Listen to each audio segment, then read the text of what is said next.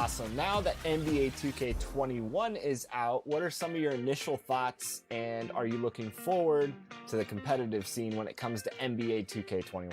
I'm always looking to the competitive scene. I like it. I was dribbling this year. I like the shooting. A lot of people complain about the shooting, but it wasn't that bad to me. From the plains of Oklahoma. Now it's in. Hey, Kevin, thanks for... They're such a great reflection of their coach. Thanks, D.A. The starters for the Utah Jazz, Conley and Mitchell, the talented backcourt pair. Bogdanovich out there with Joe Ingles. And it's Gobert in at the pivot spot, manning the middle. And for Oklahoma City, Gallinari and Adams, the combo out front. Gilgeous-Alexander out there with Chris Paul. And it's Dort in at the small forward position.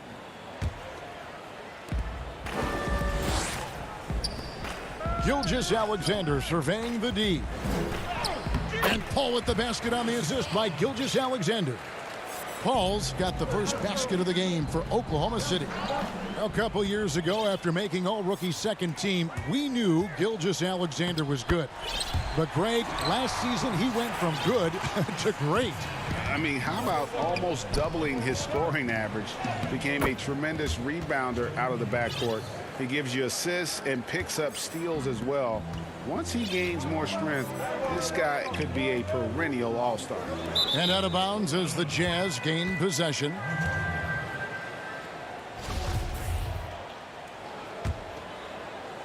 And it's Utah's ball. Conley finds Mitchell. The Jazz working the ball around now. Here's Gobert. He can't get that one to fall. Adams, some nice D. Pass to Dort. Lets the three fly. The shot, no good.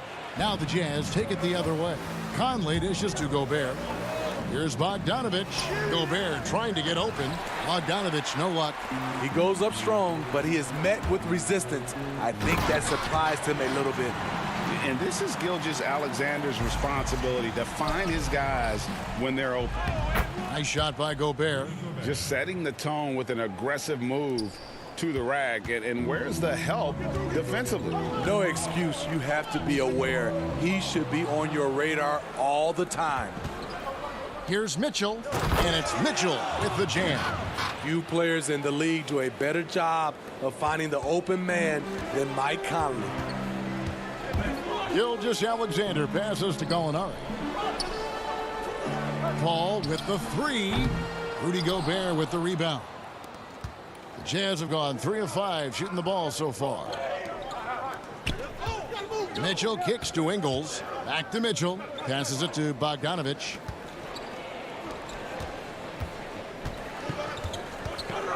And there's the pass to Mitchell. 6 to shoot. Played in with a nice touch off the glass. Mitchell's got his second bucket. Great job getting it to go after he takes the hit. Mitchell plays with a force every night. Pushing it up.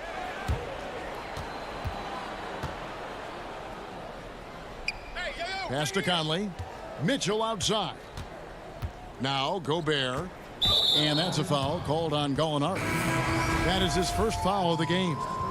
Greg, you've always said to have a winning team, you need franchise players. Talk about the specific qualities you look for in those superstars that can catapult a team to greatness. It's a great question, Kevin. Talent really isn't enough. You know, whether you lead vocally or by example, the agenda has to be winning, and your best players really define who your team is going to be. So the franchise caliber player is a much needed asset. And Shai Gilgeous-Alexander can be a game changer on the defensive end. Has very good instincts for staying in front of guys. And the shot goes in from Rudy Gobert. And he can time his passes so perfectly. Wow, what an assist. Stolen by O'Neal. Clarkson dishes to Bogdanovich. The putback. He hangs in there and cashes in on the second chance points. The plan of attack is obvious. Get the ball inside and go strong to the rim. Stolen by O'Neal. Outside Bogdanovich. Here's Mitchell. And it's Mitchell with the jam. And his teammates appreciate the unselfishness. Bogdanovich willing to get it to his open guys. Gilgeous-Alexander passes to Adams. It's stolen by Gobert.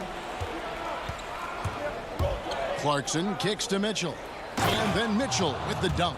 Excellent on both ends of that play. Yeah, the steal was sharp, but the slam topped it off. Turning defense into offense. Every coach talks about it. Perfect example right there. Adams' shot is good. And this is where Adams has the biggest impact. The closer to the basket, the more effective he is. Here's Bogdanovich, and Bogdanovich throws it down. The D just kind of stepping aside and letting him get to the rim. There's a reason, GA, the lead is what it is right now. It's a backbreaker for your defense, giving up easy buckets like that. And it's Mitchell missing. Thunder trailing by 6. 5-second differential between the shot clock and the game clock. Feeds it to Gallinari. It's stolen by Gobert. Clarkson dishes to Mitchell. And it's blocked. And now the fast break. Schroeder with the ball. And he drops in the layup off the glass. Schroeder's got 6. A blur in the open court. Schroeder covers ground in a hurry. Gobert. And slam dunk by Gobert. That is ferocious. You said it. That was ferocious. And so it's Utah, with their lead standing at 6 points here at the end of the quarter.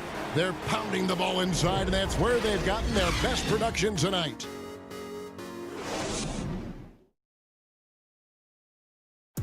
And if you're wondering whether players watch the standings, one thing we have to do is stop comparing us. You know, Greg, he makes a great point. Even when you have mostly the same guys, every season is different. And if you're a coach, it'll give you gray hairs. Trying to preach that to your players. Many guys don't believe it until they're in it and then have to dig themselves out of a hole. And for those of you just tuning in, the second quarter of action is where we're at right now. And guys, from what we've been watching with the Jazz, what are you guys seeing out there? Throughout the first quarter, they did a great job of just running the offense. Credit the game plan coming in. They've identified the right matchups, and the execution is there. We've got Diallo. Muscala is out there with Nerlens Noel. Then there's Dennis Schroeder, and it's Ferguson in at the 3 spot. That's the lineup in the game for Oklahoma City. Fantastic ball movement. They're picking them apart with their passing. And the thing that stood out for me last year about Moutier, his shot selection was much improved. It was, GA. A career high from the field. He was solid also from 3. Still, he needs to clean up that turnover category. But we have to remember, he is still very young despite how long we've been talking about him. Looking at who's out there now for the Thunder. Dort's checked in, and Paul subbed in for Dennis Schroeder. The eyes of Chris Paul. He's always had tremendous vision. Let's go now to the sideline and catch up with David Aldridge. Kevin, thanks. For the Utah Jazz last season, there was a lot of fallout from the COVID crisis. But Rudy Gobert was able to patch up things with his teammates, and specifically guard Donovan Mitchell, after Gobert realized his mistake. For a team with so much maturity and potential to win, it was good to see them finally be able to turn the page. Guys? Good to see things back on track. Thanks, David. Pass to Dort. From past the arc. Utah with the rebound. And he makes the bucket, gets the whistle, and now a 3-point play chance here for him. Just no resistance on the inside. That's their 5th consecutive make in the paint. Utah shooting their first free throw of the game here. Yeah, a year ago, though, Kevin, 78% conversion rate from the free throw line. So that's a nice all-around effort. And it's Paul penetrating to end the run. Falls through. He's now made 2 of 4. And the thing about Paul, despite his listed size, he's comfortable operating inside. Inside, O'Neal trying to break free. And it's Conley that time on the assist by O'Neal. O'Neal's got 4 assists in the game. Diallo the pass to Dort. Back to Diallo. It's Noel, high post. They get a hand on it. It's stolen by Moutier. passes to Conley. Over Muscala. And again, it's Utah. The ball movement on this run has been fantastic and is a big part of why they've been able to get these good looks. Over to the left wing. Muscala finds Paul. To the inside. It's stolen by Davis. And here we go. Moutier heading to the hoop. And Moutier throws it down. They just won't miss. I mean, this is incredible. Good shooting can be contagious. You see the confidence running through this team right now. In the corner, it's Diallo. There's the pass to Dort. Oklahoma City moving it around. And Noel kicks to Diallo. And he gets the whistle for the 3-second call. And it's easy to give up after a play like that, but this team needs to keep fighting. It's just one trip down the court, but you have to have short memory in this league or you won't last long. Here's what Utah's going with right now. Rudy Gobert, he's checked in for Joe Ingles, and it's Jordan Clarkson in for Royce O'Neal. Yeah, the chemistry has been terrific. Really impressed with their offensive execution. To stop the run, and it's Paul getting it to go. Paul's got 6. And they keep hammering away at him inside, forcing the ball into the paint. To the middle, and it's Davis with the jam. And in terms of size, not your typical center, but man, he plays as big as any of them thanks to that terrific leaping ability. Gallinari inside the 3-point line, off the left rim and out. Rare for him to get a wide open shot from mid-range and fail to connect. 2 free throws coming up, and they call the shooting foul. And still trying to find his footing in the league.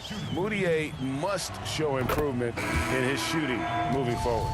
Dennis Schroeder's checked in for Paul. The Jazz also changing it up. Bogdanovich, he's checked in for Davis. And it's Mitchell in for Mike Conley. So it's the Thunder now. Guys, they're looking for a spark here. Yeah, a cold stretch offensively for sure. Gilgeous-Alexander against Mitchell. Schroeder passes to Adams. Here's Ferguson. He's covered by Clarkson. Adams' shot is off. Even though he missed it, this is the exact play your offense is designed to produce. Mitchell's shot is good. They are at their best when Mitchell pushes the action. His aggressiveness raises the level of this team. Pass to Adams. It's stolen by Gobert.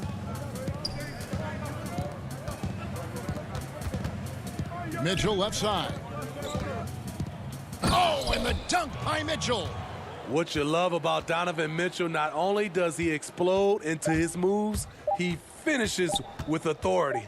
Schroeder, and he got that one up in time, but doesn't go in. Donovan Mitchell firing on all cylinders for the Utah. Thank you, David. We'll be back after halftime for the start of the second half momentarily. And now, the 2K Sports Halftime Show. Hey again. Donovan Mitchell was on fire in the first half. He had 16 points, and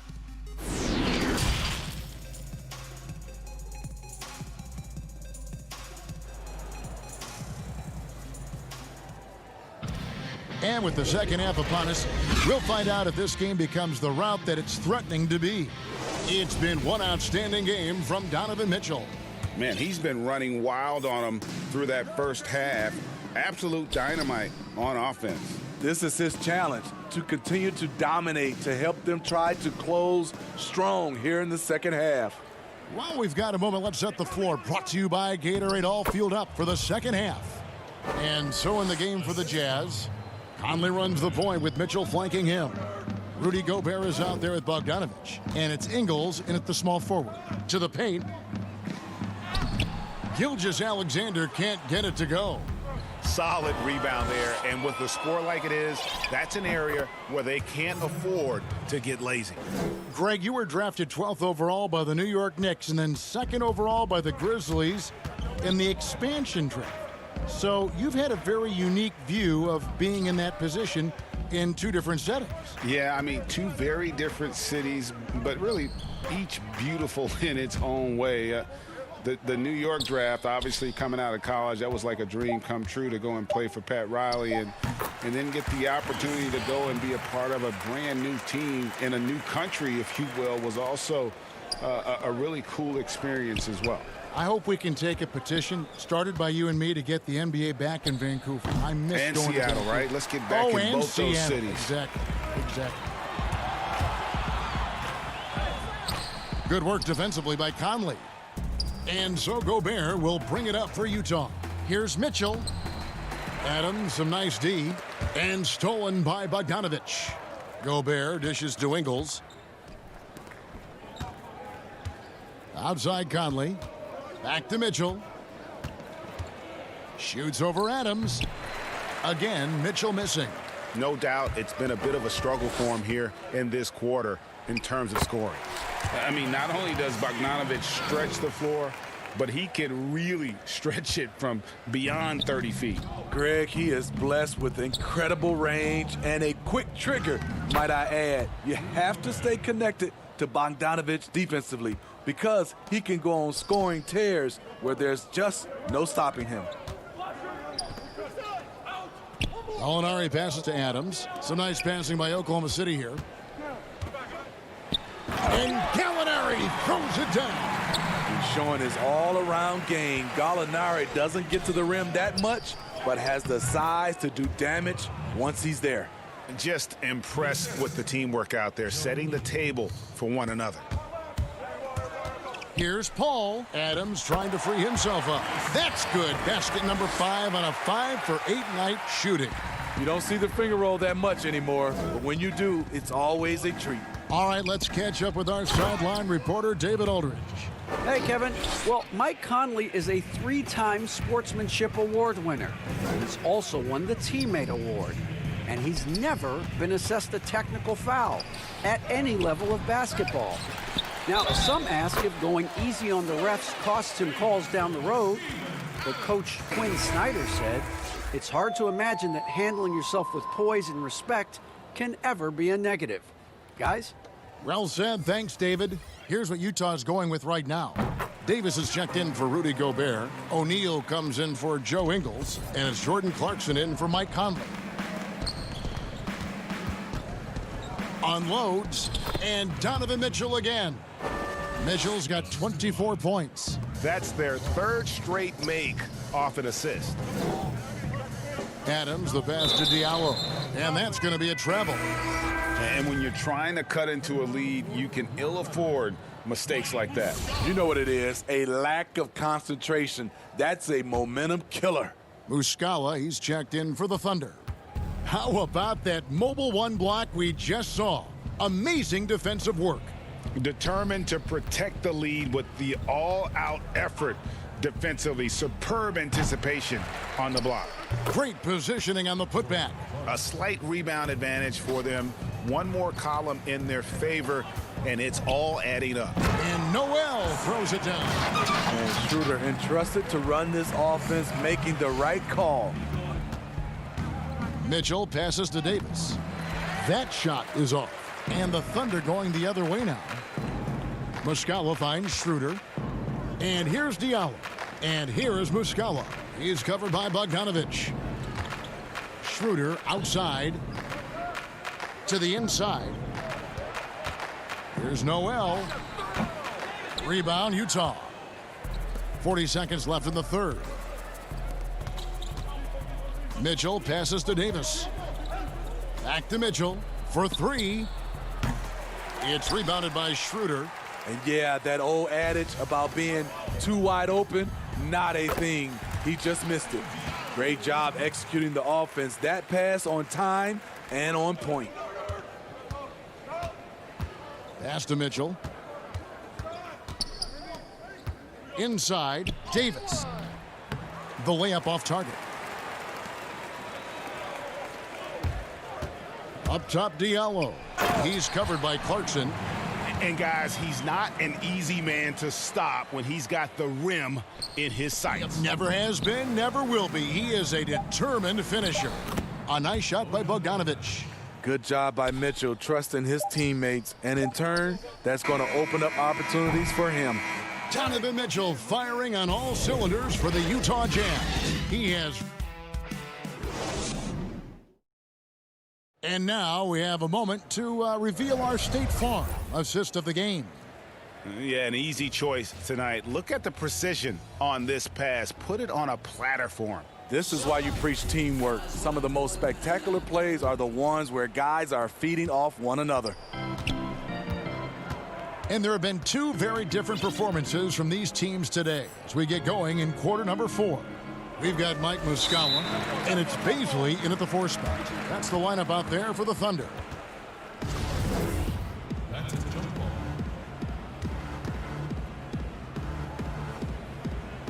Utah with the ball. Moutier pass to Niang. Here's Oni. It's stolen by Schroeder. Here's Nader. And he makes no mistake on the slam dunk. He takes advantage of them in every way possible. And Greg, he lures them into a trap on the steal and then bang, straight to the bucket. Great activity at both ends. Great teamwork as well. Any chance you get, you want to put yourself in a position to succeed, and that's what he did there. Great job of reading the floor, got to the rim, and made a play. Thunder trailing by 21. He dents the rim with a two-handed slam. Wow. How about the feel and the awareness he had there, finding his teammate behind the defense on the break. Here's Moutier, and Moutier throws it down. And that's a special play coming from the 1 spot. You know, his passing can take a backseat for that dunk. Wow. It just shows you the versatility. This guy can do a lot of different things for you. Woo-wee. There's the dish to Bradley. Moutier pass to Morgan. And he bangs it home with one hand. Skying high, one of his advantages as an undersized 4. Oklahoma City moving the ball around. Passes it to Baisley. And he says, right back at you with a big dunk of his own. And a long windup and strong follow through on the one-hand jam. Yeah, he's not going to mess that one up. Last quarter of play, about 2 minutes in now. Moutier, no good. Thunder trailing by 21. Here's Burton. It's stolen by Bradley. Now, Moutier. You know, Greg, when you were in New York, you were on a super team of sorts. Compare that to the super teams they're forming now in the NBA. Oh, we've always had super teams. And this misnomer that this is something that's just come about with this era is, to me, absurd. You've always had it. Whether the difference nowadays is I think the players have more say in where they go. And they can orchestrate how a team is constructed. But it's always existed. And the reality is this. You become a super team when you win a lot. Sure. And that's what really dictates how super your team is. And looking a lot better now, but still a long way to go to get back into this one. Very nice stretch from them, but the reason why they're not into this game, they have to get some stops. And too much time in the lane. They get called for the 3-second violation. Mitchell, he's checked in for Utah. And it's Oklahoma City's ball. They're on a 12-4 run. Here's Paul. Lays it up and banks it in. And that's not nearly the kind of defense that's going to prevent a player of his ability from scoring. Here's Gobert. The Thunder pull it in. Adams has got rebound number 5 here tonight. Paul passes to Dort. Paul against Conley. And Paul with the basket on the assist by Gilgeous-Alexander. Paul's got 4 points in the quarter. You know he's pulling his weight, but they still find themselves behind. Well, credit them for maintaining that aggression, even being up this much. They don't want to leave no chance for a comeback. Just focus on playing the right way. The shot by Paul, nobody around. Again, the miss by Paul.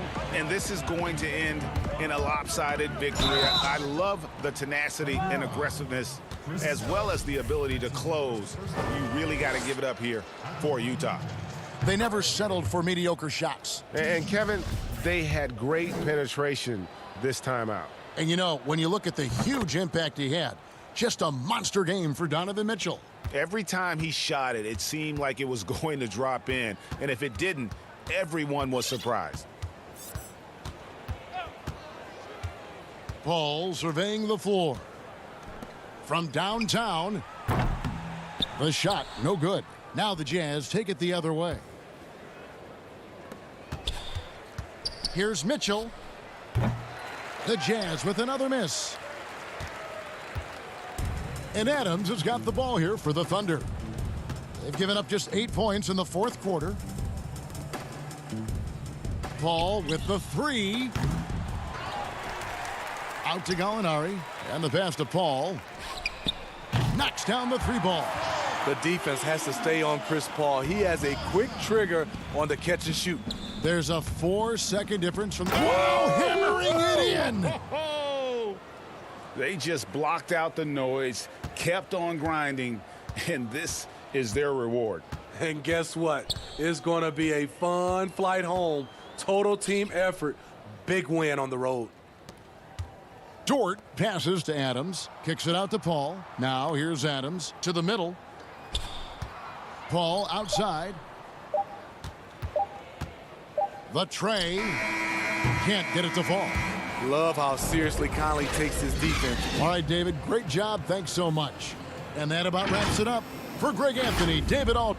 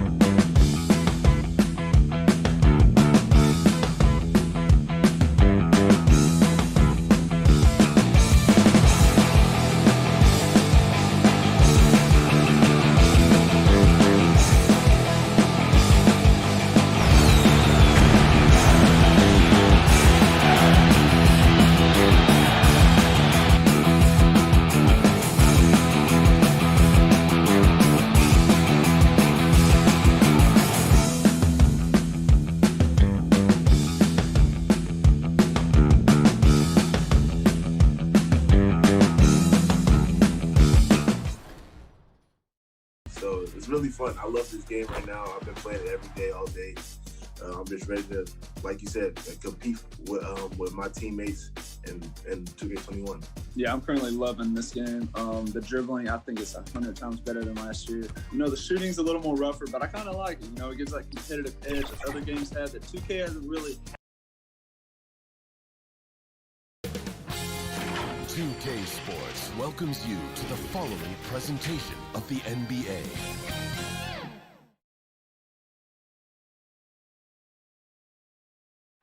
The beautiful, dramatic setting.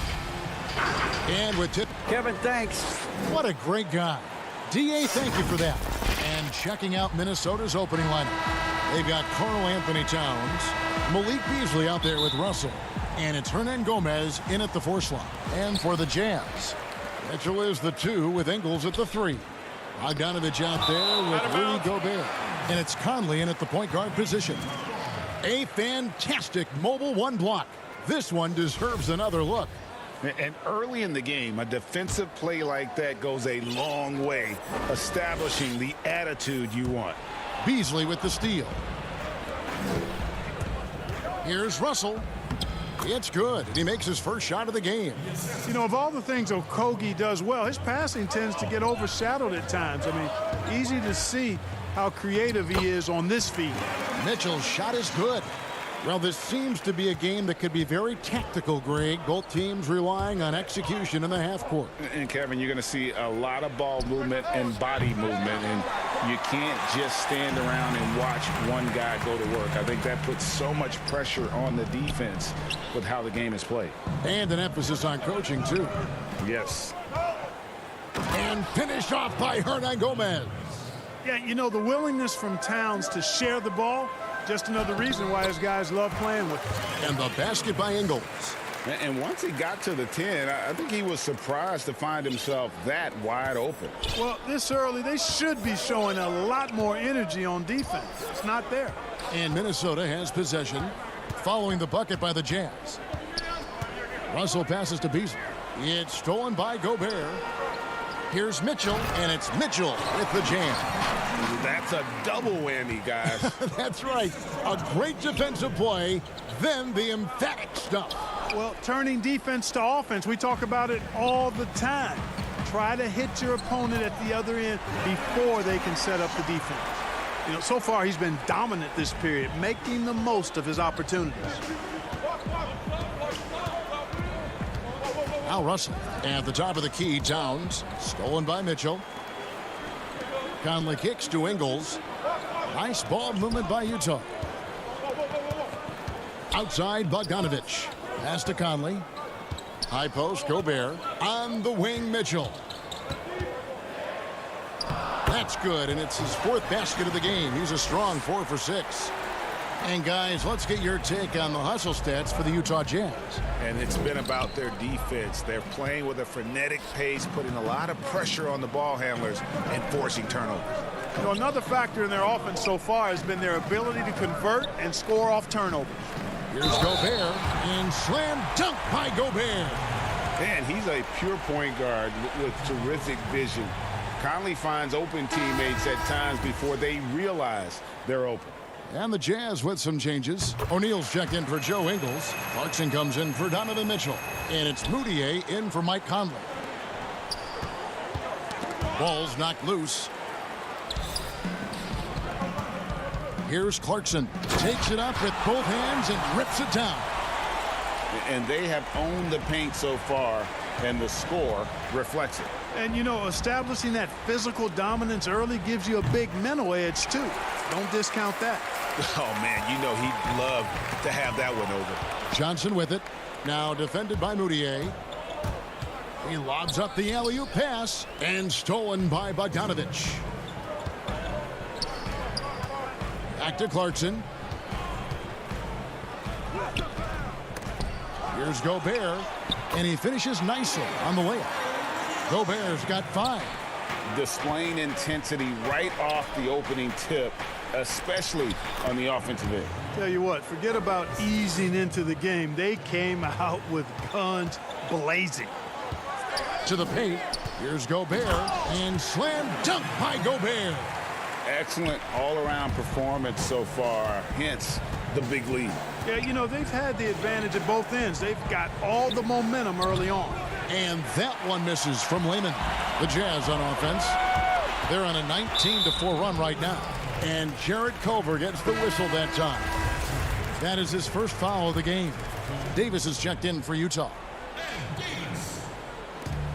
1:15 left to play here in the first. Gobert trying to get open, and Culver pulls it down. That's not the type of opportunity he fails to convert very often. And we know GA's shooting is a question mark for Jarrett Culver. A long windup, a little hitch in his giddy up, and shoots it kind of on the way down. He's reworked his motion. I like the high release, but it's still a work in progress. The pass to Reed. Here's Noel. Pass to Lehman. Culver with it. And he banks in the layup. Culver's got it back down to within single digits for the Timberwolves. Well, you look at Culver and you watch his game. He's a tough two-guard now. He's strong, he's got good length, and he's very skilled. Gobert dishes to Davis. And it's Davis with the jam. And he can do a lot more damage to the rim than that when he wants to. Oh, you're right. And with the lead they're enjoying, I'm surprised he didn't put a little something extra on that one. Well, I think he did plenty of damage nonetheless. I mean, it was only with one hand, but he still threw that down pretty hard. Stolen. And it's going to be out of bounds. The Jazz will take it.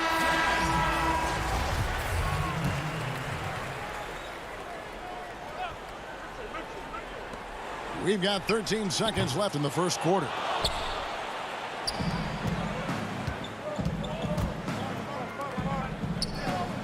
Reed the pass to Lehman.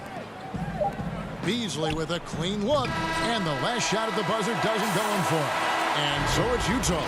Their lead at 11 points to end the quarter. Their lead is where it is because they've gotten good shots.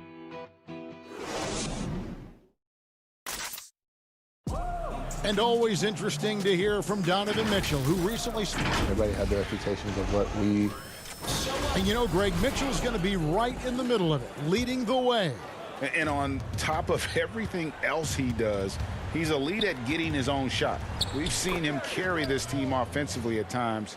Boy, he is special. And glad to have you with us, folks. Second quarter of basketball. This game has not exactly been neck and neck, but plenty of time left in this one. And a very convincing performance from the Jazz so far.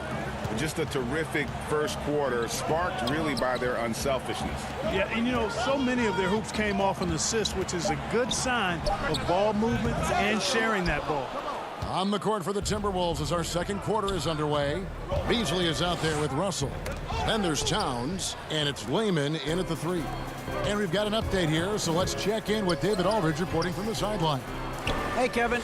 The Timberwolves were fined last season for resting D'Angelo Russell on the road in a nationally televised game. And it looks like, yep, it's a coach's challenge on the personal foul. That triggers a replay review by the officials. And this is the time now where the officials can review in closer detail what constituted the original personal foul. Getting a different angle can sometimes make it a lot easier to determine. Greg, indeed, and the one thing with replay review is that when you see the slow motion replays, you really get a new appreciation for just the immense speed at which these players are moving and how fast the action really is and how hard it can be sometimes, you know, Greg, to make the right call. And so the word is in. They've decided that the call stands as it was made on the floor. And, you know, even if a coach still feels this wasn't the right call, you got to acknowledge the effort being put in to reviewing it. The double checking, and the game continues on. Here's Mitchell. Utah gets it back. Out to Conley. And they double up Davis. Nice ball movement by Utah. Shot clock at 6. And foul on the shot, so he'll get a chance at the line. Greg, so many people know your story. Born and raised in Las Vegas. It must have been an amazing feeling then to lead UNLV to its only championship. I mean, Kevin, you know, playing in front of so many people you know has its pros and cons. Right. But to be a part of that 1990 championship team and the only one we've been able to hoist and to have my jersey hanging in that rafter, it's humbling, and yes, it brings back a lot of fond memories. Like historically good, right? When you think of that team, what that meant, it has a historic place. It does. We felt like we were able to etch our mark in terms of the lures of the game of college basketball. And now here comes Conley leading the break. Here's Ingles. Rebounded by the Timberwolves. 2-on-1 as they jump out on the break. There's the lob to Towns. It's stolen by Davis. Here's O'Neal. Rebound by Okogie. Timberwolves trail by 13. And Josh Okogie, a rugged wing defender out of Georgia Tech. Yeah, and he takes an awful lot of pride in that aspect of his game, Greg. He wants to lock people up. Always active with his hands around the ball. Towns now on the scoring column with that bucket. 1 for 2 this game. Hey, I tell you what, I've got a 39-inch shirt sleeve. Karl Anthony Towns has to be north of 40, and with that reach, you can see why he snatches up those rebounds. The Jazz shooting their 4th attempt at the free throw line right here. And at the line last season, about 78% as a team. Pretty solid numbers. And the technical free throw is good. A different look for Utah. Bogdanovich is checked in for Davis. Clarkson comes in for O'Neal. And Emmanuel Mudiay subbed in for Mike Conley. The Jazz with another miss. For Minnesota, they've gone 2 of 5 from the field here in the second quarter, shooting 40%. Up again, controls the rebound and puts it back up and in. Johnson's got his first 2 points. Man, have they been effective at getting the ball inside. I tell you, we're taking a look at some real deficiencies defensively. I mean, they've given up 5 straight good looks in the paint. Out left to the wing. Here's Culver. That's in, coming off the assist from Johnson. And guys, they continue to put a lot of pressure on the interior defenders with their work down low. And Bogdanovich kicks to Ingles. Pass to Mudiay. Back to Mitchell. Pass to Bogdanovich. No one near Mudiay as he lets it go. Off the mark there with the 3-point shot. And so it's Johnson who brings the ball up for the Timberwolves. Trailing by 10. And the Timberwolves have made it clear Karl Anthony Towns is their franchise player. He's the guy they're building around. And we've heard Towns for years pronouncing his happiness with the Timberwolves. Last season, Greg, as the losses piled up, some rumors that he was getting frustrated. Well, we've seen this pattern with the Timberwolves before, right? Kevin Garnett, Kevin Love, all-star big men who ended up leaving the Twin Cities to win titles. To the middle. And Gobert kicks to Ingles. Back to Gobert. Now the pass to Mudiay. No good on the 3. Tell you what, the defense was lucky there. I mean, leave him that open from range, he'll typically knock it down. And stolen by Bogdanovich. Down low. Boom, he jams it straight down. Elevating like a rocket booster. Clarkson likes to get into the paint and finish at the rim. To the paint. It's deflected. It's stolen by Ingles. Here's Clarkson. And he takes that one up and powers it through. Well, if you don't take care of the ball, fellas, that's what can happen. Absolutely, Greg. That makes the turnover even more painful. What, you mean the throwdown at the end? I'll tell you what, fellas, I mean, the highlight shows are going to pain them even more. Minnesota making a switch here. Reed's checked in. And Gobert kicks to Clarkson. Lets the 3 fly. Tips it up. It's good on the putback. Nice tip in there. I mean, he's got like a 6th sense in terms of where the miss is going to go. That is really a talent. Oh, my goodness. Save that one. I want to see that again. Me too. Just absolutely beautiful. Virtually impossible to top that alley-oop. A wide open look here for Ingles. And so it's Utah. Up by a dozen here at the end of the... Okay, David, much appreciated. And now time for halftime, so we'll be back in just a bit. The 2K Sports Halftime Show. Greetings to a tremendous start for Donovan Mitchell. He had 10 points and 1 rebound. And that's a wrap.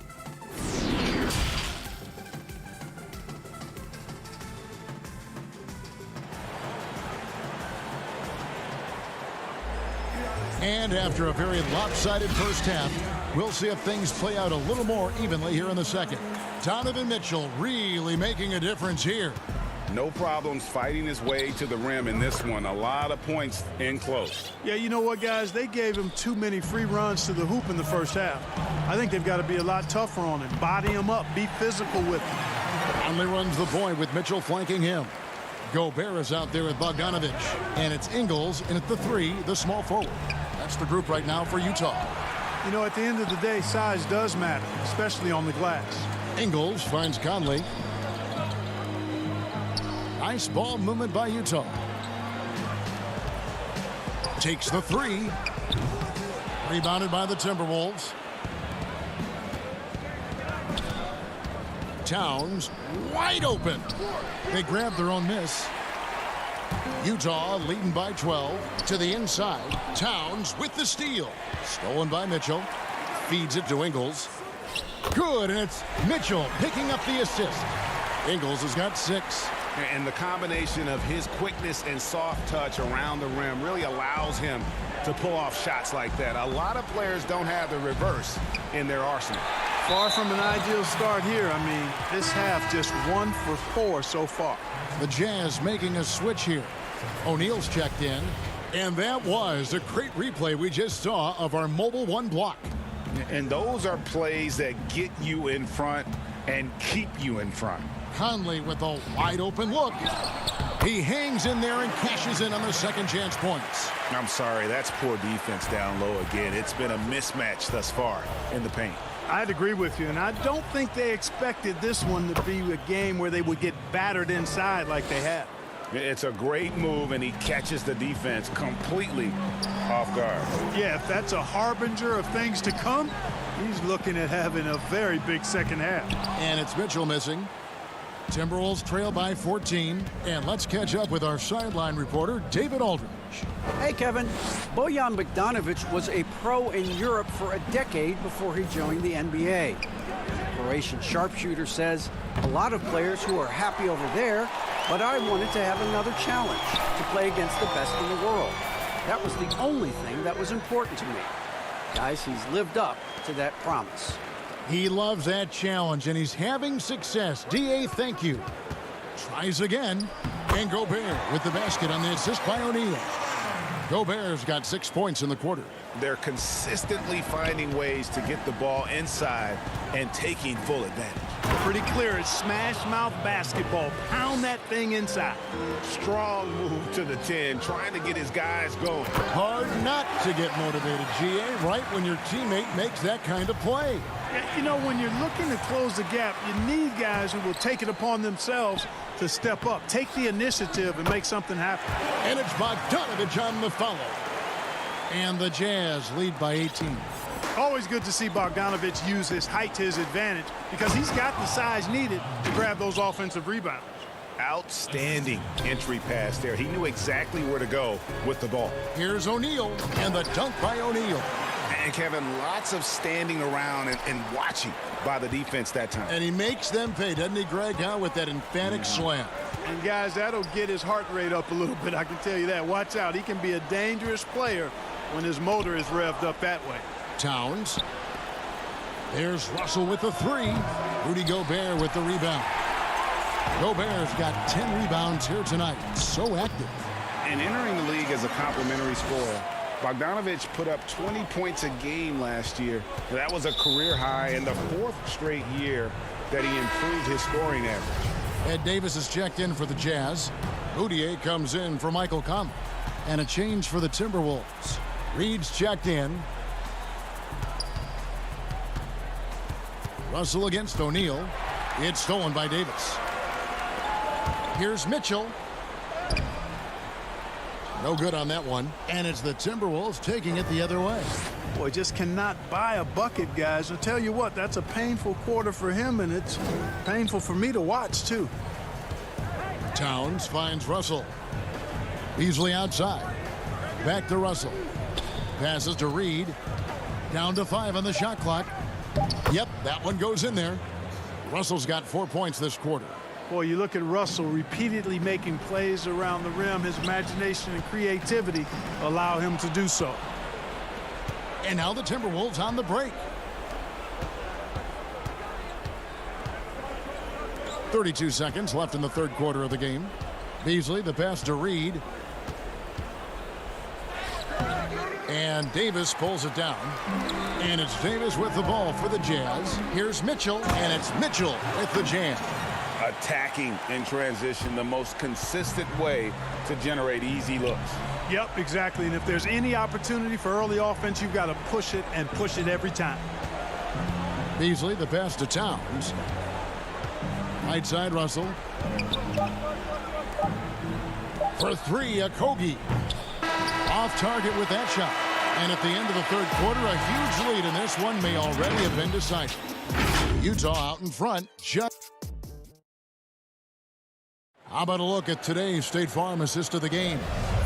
And the definition of teamwork right there, guys. I mean, what great communication between them, and what a beautiful feed. For me, next to the big-time alley-oops and monster throwdowns, passes like that are probably the next best thing when it comes to sweet-looking NBA highlights. And as we head into the fourth, we'll see if there's a comeback in the works or if it's more of the same from the first three quarters. On the court for Minnesota, James Johnson is out there with Layman. Then it's Culver, and there's D'Angelo Russell, and it's Reed in at the center, locking down the middle. Greggy, we hear this a lot. It's almost too popular now to say good offense beats good defense. Being a defensive-minded player yourself, do you agree with that statement? Absolutely, Kevin. And the thing is, in today's game, when I played, there was an era, you could hold teams in the 80s and 90s. You could go a quarter and keep them at 12, 15 points. You can't do that now. It's different. You've got to be able to win stretches of 2 and 3 minutes. And honestly, you're right. The offense does dictate far more, but it doesn't discount the importance of defense. And if you still look at the reigning champs and the teams that have won titles recently, that's still one area that they're consistent in is their defensive approach. Johnson surveying the floor. Now here's Culver. He's covered by Bogdanovich. And then Culver with the dunk. Strong on that drive to get upstairs and throw it down. Inside and stolen by Russell. Here's Layman. Gobert pulls it in. Gobert's got rebound number 12 here already in the game. On up the court, here's Ingles. Gobert trying to get open, controls the rebound and puts it back up and in. No doubt about the consistency when it comes to scoring the basketball for him tonight. A real nice lift for their offense. Pass to Reed. Now Culver. Here's Layman. Russell kicks to Culver. Lock at 6. The Timberwolves need to get a shot off here. Reed gets the bucket. And we're seeing some great ball movement out of this group, guys. Fourth quarter of play, and we're about 2.5 minutes through it right now. And it's out of bounds. The Jazz able to retain possession here. Mike Conley's checked in for Clarkson. Juan Hernangomez, he's checked in for Minnesota. Mitchell wide open. Shot is good off the back rim and in. And Mitchell is a flat-out scorer of the basketball. He loves doing it in a variety of ways. To the middle, stolen by Michael Conley. Pass to Ingles. The Jazz working the ball around now. Mitchell's shot is good. And a moment here to take a look at some hustle stats for Utah. The activity level defensively, I've really been impressed with. There's been an attack mode on the defensive end. Something else they've done is force a lot of mistakes defensively. They've been turning those turnovers into points. Hernangomez in the corner. 6 on the shot clock. Culver in the corner. And a kind roll that time off the rim as that one falls. Good quick shot that time by Culver. Did a nice job setting himself up to knock it down. Mitchell kicks to Ingles. And now here's Johnson, a fast break chance. The pass to Reed. On the wing, Johnson. He is covered by Bogdanovich. And he gets the whistle. 2 free throws coming up. And that one falls for Johnson. So Utah ends up going with the new group. And both free throws good for Johnson. Jazz leading by 16. And tonight's battle is going to end with a very clear winner, leaving nothing to chance. Impressive win for the Jazz. And as we watch the game wind down, you have to look back at all the second chance points these guys generated. Yeah, they clearly won the second chance points category. Possession after possession, we watched them go after the ball and make misses turn into makes. And what a tremendous standout performance it was for Rudy Gobert. Boy, I liked how he mixed it up on the glass. Wasn't afraid to get in there and do the dirty work. Showed some real grit and toughness tonight. And it's just competing, you know, giving your best when it matters most. Yeah, you know, once they got victory in their view, a huge injection of energy and a great run to finish it off. Over to the wing. Here's Vanderbilt. Out to the right wing. Here's Culver.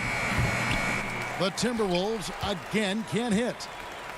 The Jazz on offense. Beyond the arc. And Culver pulls it down.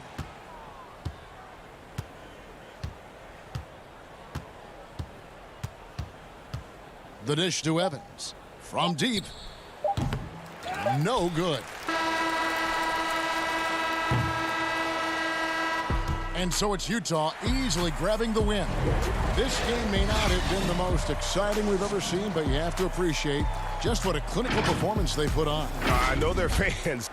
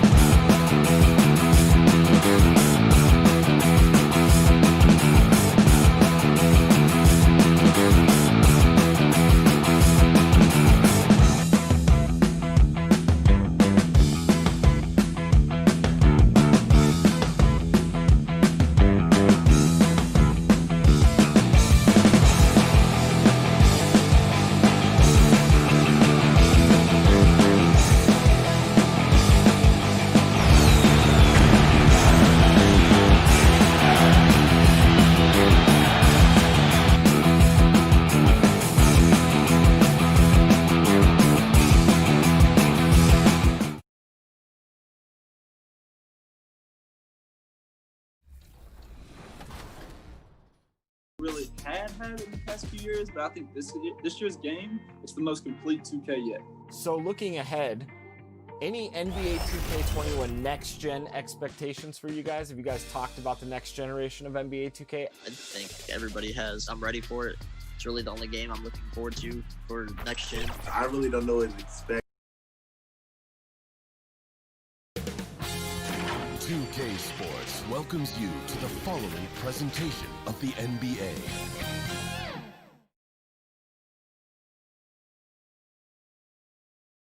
Clouds passing high over the 10th Avenue Bridge. And the mist. And as things... Kevin, good evening. Knows it very well, D.A. Thank you so much. So here's Oklahoma City's starting group. Gallinari and Adams, the combo out front. Gilgeous-Alexander out there with Chris Paul. And it's Dort in at the 3 seat. And for the Timberwolves, we've got Malik Beasley. He's out there with D'Angelo Russell. And it's Towns in at the 5 spot. And Paul played in his 10th NBA All-Star game last year after having missed the event 3 years in a row. And some of that could have been health, and then obviously some of it was fit with other teams. But this Thunder offense has really played to Chris Paul's strengths and working through a ton of options, sometimes playing deep into the shot clock. Again, highly efficient and one of the best mid-range players, and then working alongside Steven Adams. This has been a bit of a symphony here. And from day one, Towns has been one of the NBA's top post players. A versatile, well-rounded game on the low block. It doesn't hurt that he can step outside and knock down the jumper either. Well, not many times does Adams get his number called for plays like that, but the oop there looked good. Russell trying to free himself up. Towns, no luck. It seemed like he changed his mind halfway through the layup, tried to go to something else, and flat out choked it. One of the more skilled offensive players that is on the floor here tonight. Not an easy fella to hold in check. Here's Towns after the made shot from Shai Gilgeous-Alexander. This offense has really been clicking. And they know it, guys. They're playing right now with the kind of energy that is hard to deal with. And the rejection by Towns. Well, due for a miss after 4 of 5 to begin this one. Now, that's the kind of passing right there that makes a difference. Not just in that possession, but maybe on your play for the entire game. Now here's Paul. The first quarter of action, 2 minutes in. That one doesn't drop. For Minnesota, they've gone 2 for 4 from the field so far today. Towns, the pass to Beasley. Hernangomez with the ball. Good, and the assist goes to Towns. Here's Paul.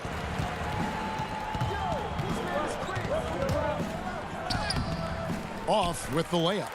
And typically he has the touch to finish when he's in tight, but not sure on that possession. Shots good by Hernangomez. He's a gifted passer. This is one of his natural abilities, and the instincts just showing off from Russell there.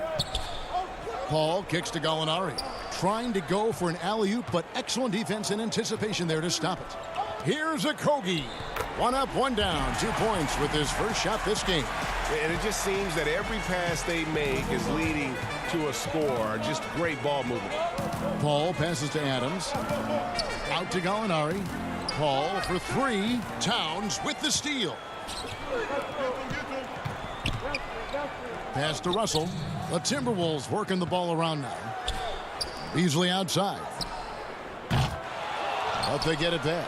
Towns, the pass to Hernangomez. Beasley dishes to Towns. Minnesota working with the new shot clock. Goes up with it again. And the layup is up and in. Towns has got his second bucket of the game to go. And now you see them starting to really work the ball inside. Out to Gallinari. And they get it. That shot missing. And Minnesota will come the other way. Here we go. 1-on-1. Floats it up for Beasley. Hammers the alley-oop through. Oh, phenomenal alley-oop slam there. They are taking advantage of a team that looks lost out there. To the left side wing. Back to Paul. And 2 free throws coming up. Unable to get that one to go with all the contact. And, you know, we talk a lot about Paul as a leader on and off the court. Was elected president of the Players Association back in 2013, re-elected for a 4-year term in 2017. People simply trust his point of view. Whole new look on the floor for Minnesota. Here's Lehman. Ferguson with the rebound. Paul against Johnson. And Paul with the basket on the assist by Schroeder. Paul's got 6. A heady play there from Schroeder, zipping the pass to the teammate who had the cleanest look on the possession. Out to the right wing. Here's Noel. The pass to Culver. And oh boy, a lot of contact there, but he gets the call and will shoot 2. It's going to be on Nerlens Noel. And Culver's game just screams potential. Already a good scorer, rebounder, and passer. Now the next step, improving that outside shot. Diallo, he's checked in for Oklahoma City. And he can't hit the second. Oklahoma City trailing. Misses in close. Timberwolves on offense. They're on a 12-4 run right now. About 7 seconds separating the shot and game clocks. It's stolen by Schroeder. Pass to Diallo to the wing right side. It's Noel, high post. Here's Muscala. And no good. Had a chance to take the lead there. To the wing on the left. Now here's Johnson. At the end of one, a closely contested game so far. Minnesota on top. They finish off the first quarter on a 12-4 run. And we'll get it going after this from the Target Center. When it comes to the art of providing leadership, The guys on the team are already tough. well said. He does a great job of keeping everyone involved and on the same page. And Kevin, he practices what he preaches. He plays the right way and motivates his teammates to do the same. And getting going again here in the second quarter. Fairly close game so far. And what do you guys think about Minnesota here in this one? Well, the coaches preach ball movement, and we saw exactly why in that first quarter. Well, everybody just feeling the energy of the basketball as they moved it around, and lots of hands were touching it. And a chance here presented by Gatorade to see who's on the floor. All fueled up and ready to go for the start of the second quarter. So on the floor for Minnesota, we've got Johnson. Lehman is out there with Culver. And it's Noel in at the 2.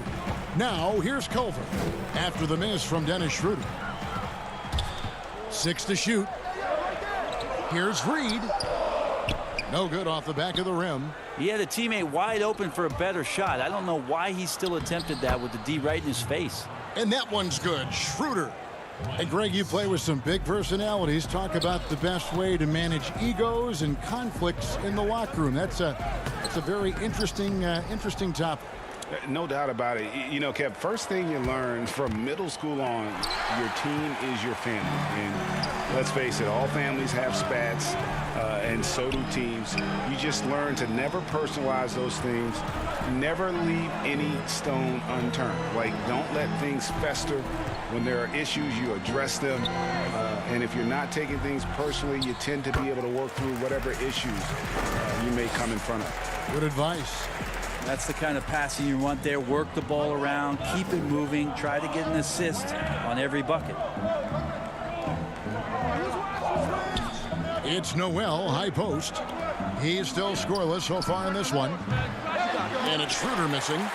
More good work on the glass there. When it's all said and done, I think rebounding might tell the story in this game. Thunder have gone 2 of 5 from the field here in the second quarter, shooting 40%. And you can see Ferguson just feasting in the open court there. The Timberwolves shooting well, 50% from the floor. And Bones, although Ferguson may not have stuffed the stat sheet last season, he had some incredibly spectacular plays. Oh, yeah, he can get up and sky and plays above the rim, and you love those kind of plays. But for this team, they're just hoping for more consistency from Terrence Ferguson, who continues to show some signs that the talent is there. Now Culver. There's the lob to the hoop. How about the recognition from Culver? Terrific at realizing when the defense has broken down. Schroeder kicks to Ferguson. And it's Schroeder missing. Minnesota leading by 4.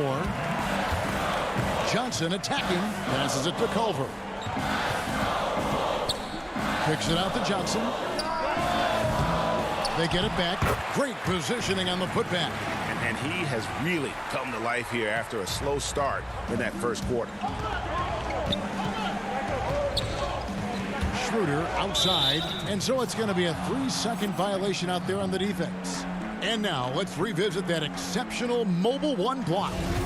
The defensive awareness, the timing, when you have to face a defender that can reject you like that, it can alter your approach. And he shows the focus there, nails the technical. Schroeder last year accepting his role of coming off the bench and being a scorer. So whatever it is the coaching staff is asking of him, he's willing to do it. Kicks it out to Beasley. Feeds it to Towns. And the dunk by Towns. Well, the find from the off-guard Beasley there. Would like to see more of that. Malik working the ball around. Thunder trailing by 7. Back to Schroeder. Oklahoma City moving it around. Molinari finds Adams. Out to the wing. And he slams it down right on top of Karl Anthony Towns. Love when Steven Adams has that kind of room to rip it down. Schroeder against Russell.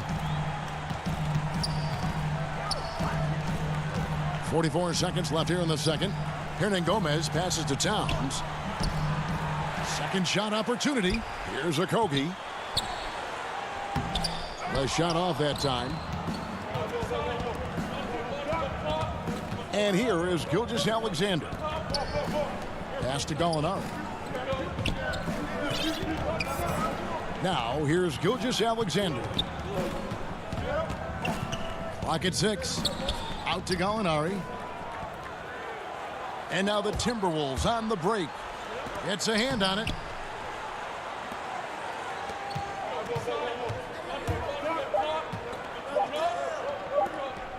Here's Schroeder. And the last shot before the buzzer is off. And that's it for the first half of action in what's been a very close.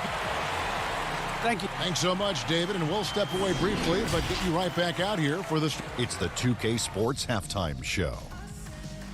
Welcome back to 2. It was a closely contested first quarter for Minnesota. At the end of the period, they were.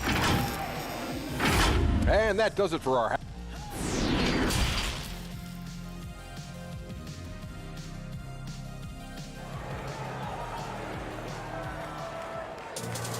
And we've got second half action for you. Thus far, a pretty evenly contested game. Karl Anthony Towns with a strong contribution so far in this one. Yeah, and early on, he has been feasting in the paint, and you have to think they're going to keep feeding the big fella. Oh, man, pouring it on right now, and why wouldn't you? So for Oklahoma City right now, Gallinari and Adams, the combo out front. Paul out there with Gilgeous-Alexander. And it's Dort in at the 3 spot. Minnesota leading by 5. And down it goes, jamming that one home.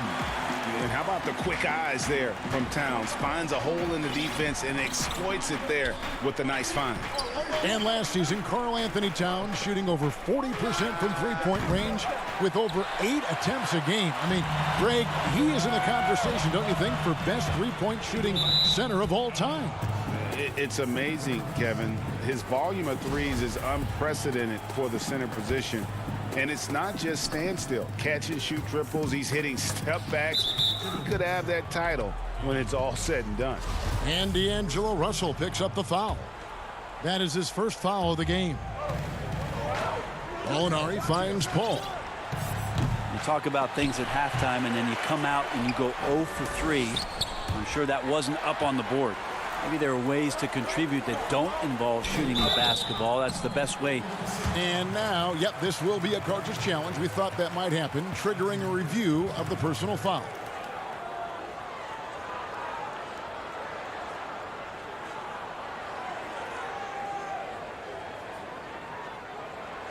And I think when it comes to some of the more difficult calls to make, personal fouls can be tough. The action is so fast that it's really tough to catch everything in real time.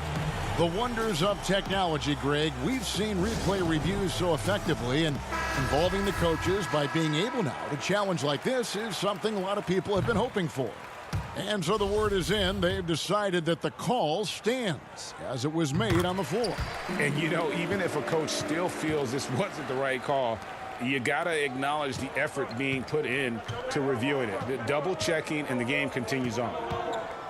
Here's the lob to Adams. Takes the alley-oop pass and dunks it down. Now, this is why you love Chris Paul running your offense. Just move without the ball, find some space, and the ball will find you. 2 points. That one goes. Russell's got the lead up to 8 now for the Timberwolves. It's a great move, and he catches the defense completely off guard.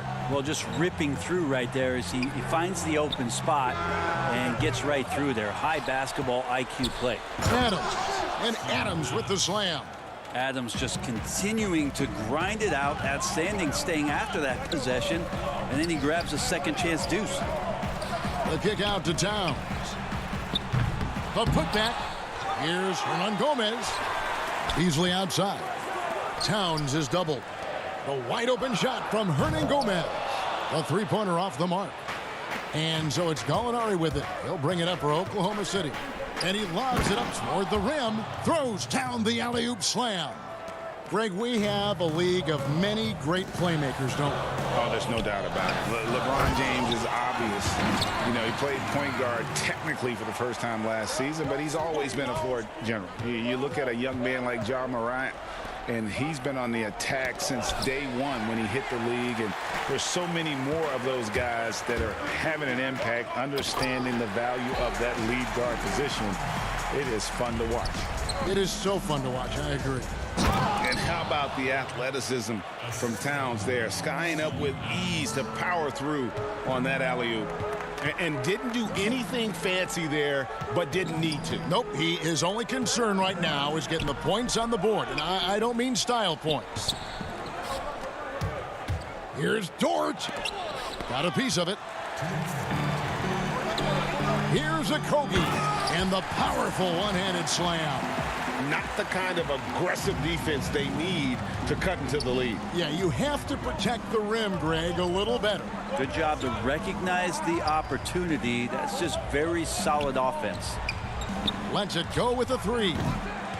Beasley with the rebound. Timberwolves leading by 8. Power down with both hands. Oh, taking it to the rack with power. Hammering down the two-hand slam. Paul kicks to Gallinari. Oklahoma City moving it around. And Chris Paul the bucket on the assist from Gallinari. Paul's got 9 points. Well, second nature for Chris Paul to get shots up off the bounce. Love the form there. For the finish. And Adams with the slam. That's a stomach punch, guys. Turn it over and give him a free run to the bucket. Oh, you're so right. No question who has the momentum now.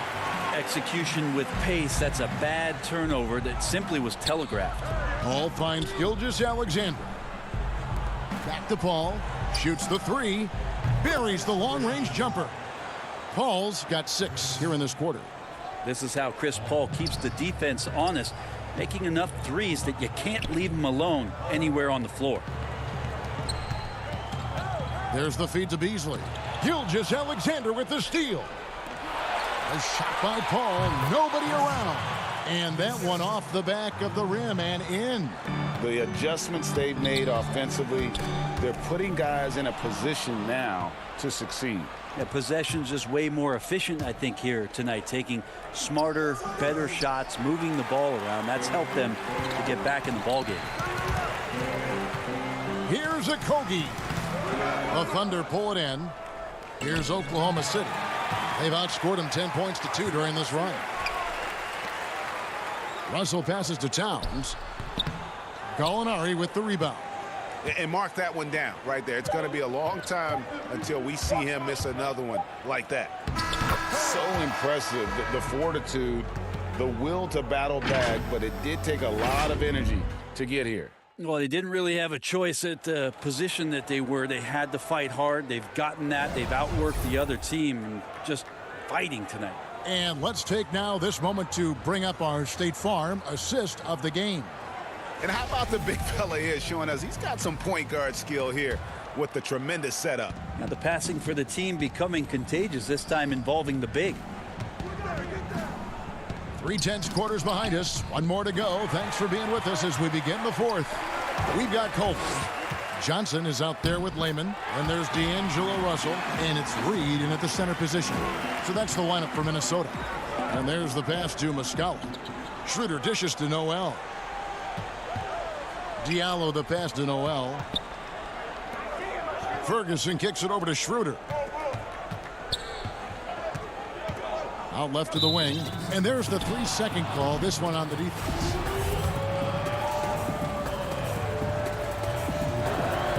And so he hits the technical free throw. And here now the Thunder. And Muscala has it in the corner. Pass to Schroeder. Just 5 on the clock. To take the lead. Noel controls the rebound and puts it back up and in. And those second chance points really become almost like bonus points when you can get them. Here's Culver. Up and in on the layup. And the Timberwolves lead by 1. And they are attacking the rim and getting great results. Diallo the pass to Muscala. There's the dish to Schroeder. To the right side. Passes it to Muscala. To the left wing. Count it. Good. That's now 8 points for Dennis Schroeder. Well, fighting through some defense right there. Schroeder showing some offensive confidence right now. Johnson's shot is off. The Thunder have gone 2 of 3 from the field to get the fourth quarter started. Here's Diallo. A slam dunk by Diallo. And running with a full head of steam, but completely under control. Yeah, you think he's comfortable at that speed. He's done it so many times before. Just an absolute blur in transition, and that helps get the rhythm going. That free throw good from Diallo. A little over a minute and a half of the fourth quarter gone now. Pass to Culver. Down low. It's good, and the Thunder lead is cut down now to just 2 points with that basket from Reed. An impressive all-around player. Culver passes the ball well for a guy at that position. It's blocked. And now Russell pushing it up. No one back to stop him. Finished off the break. Russell's got the game tied up here for the Timberwolves. And that was the right call. When you need a basket, go to the guys you trust the most. Yeah, whether it's teammates or the coaching staff, hopefully a combination of both, but when it gets close, he's getting the ball. Out of bounds, Oklahoma City takes possession. Minnesota making some changes. Okogie's checked in for Lehman. And it's Malik Beasley in for Culver. Paul passes to Adams. And a wide open look for Gilgeous-Alexander. He hangs in there and cashes in on the second chance points. And that is one of Steven Adams' specialties. If you fail to put a body on him, he'll put you in the rim. And it's out of bounds. They say last touch by Adams. And always a bit of risk on those long passes. Lucky the D couldn't come up with it there.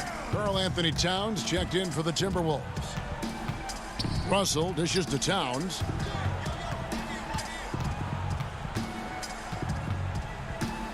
Kicks to Beasley. Shot clock at 6. Russell passes to Towns. Shoots over Adams. Another miss by Minnesota.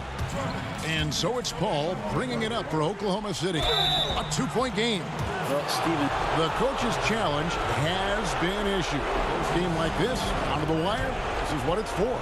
And this is the time now where the officials can review in closer detail what constituted the original personal foul. Getting a different angle can sometimes make it a lot easier to determine. Greg, indeed, and the one thing with replay review is that when you see the slow motion replay, you really get a new appreciation for just the immense speed at which these players are moving and how fast the action really is and how hard it can sometimes, Greg, to make the right call. And so the word is in. They've decided that the call stands as it was made on the floor. And, you know, even if a coach still feels this wasn't the right call, you got to acknowledge the effort being put in to reviewing it. The double checking, and the game continues on. And we've got an update here, so let's catch up with David Aldridge. Hey, Kevin, I was able to listen in on what Ryan Saunders told his team. He said, we're getting some looks on the three, but we're not connecting. But don't get frustrated. He told them it's a game of ebbs and flows. Keep shooting with confidence. Guys? Kept alive, Adams. And the layup's good off the glass. Adams has got 12 points here in the second half. That doesn't happen all that often, but Steven Adams stepping up big here. Paul with the steal. Gilgeous-Alexander finds Paul. Wide open look. Rebound, Minnesota. Towns has got 6 rebounds here tonight. Here's Beasley. Slammed home, and he draws the foul. A chance for another point at the free throw line. That one on Gilgeous-Alexander. And Beasley at 6'4", able to rise up and throw it down. Yeah, big play on the front end to finish, despite getting hacked there, and big on the back end to hit the free throw. Adams, the pass to Dort. There's 3-pointers off the mark. Timberwolves have gone 6 of 8 in the field in the fourth so far. It's been a great start to this final quarter for them. Whoa, the nerves on this guy. Not backing down from this moment here. When the game is close, he kicks it up a notch.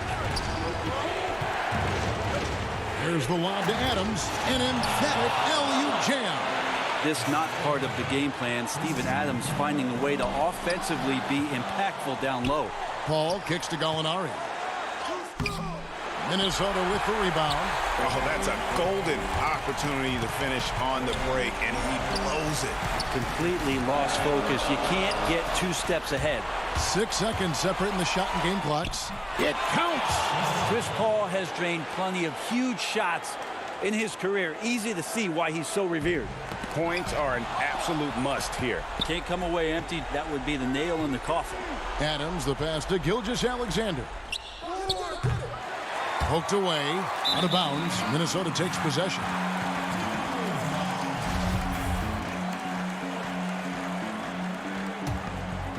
A 3 and nothing but a 3 will do here. Nah, this is all from the perimeter and outside the arc here.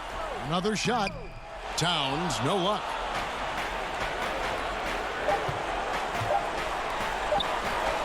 From deep. Misses the shot. So a close game sees Oklahoma City taking this one. They break the hearts of every fan in the building with a dramatic late victory. And Kevin, this is the kind of win you have to take. David, thank you as always. And that's going to do it tonight, folks, for our broadcast. For great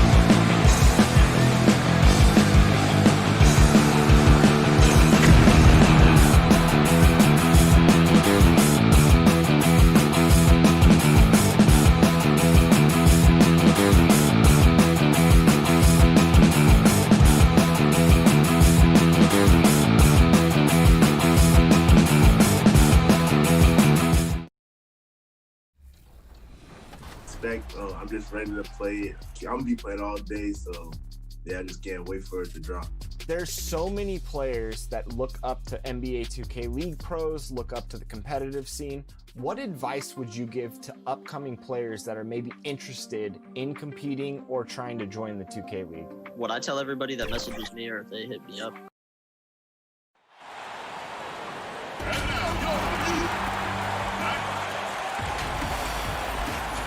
And we've got Kevin, thank you very much. Thanks, David. That's David Aldridge, our NBA Hall of Famer. So here's Oklahoma City's starting group. Gallinari and Adams, the combo out front. Paul out there with Gilgeous-Alexander.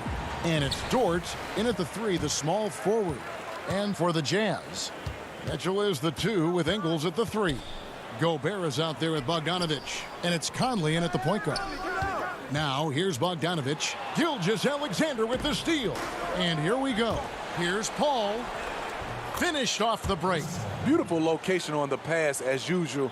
Led his man perfectly. Conley finds Gobert. Kicks it out to Mitchell. Tries again.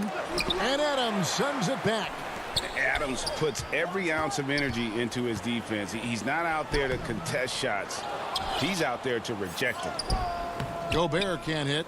4 shots, 4 misses, and you can sense a certain frustration building. Gallinari wide open. And a miss there on the triple.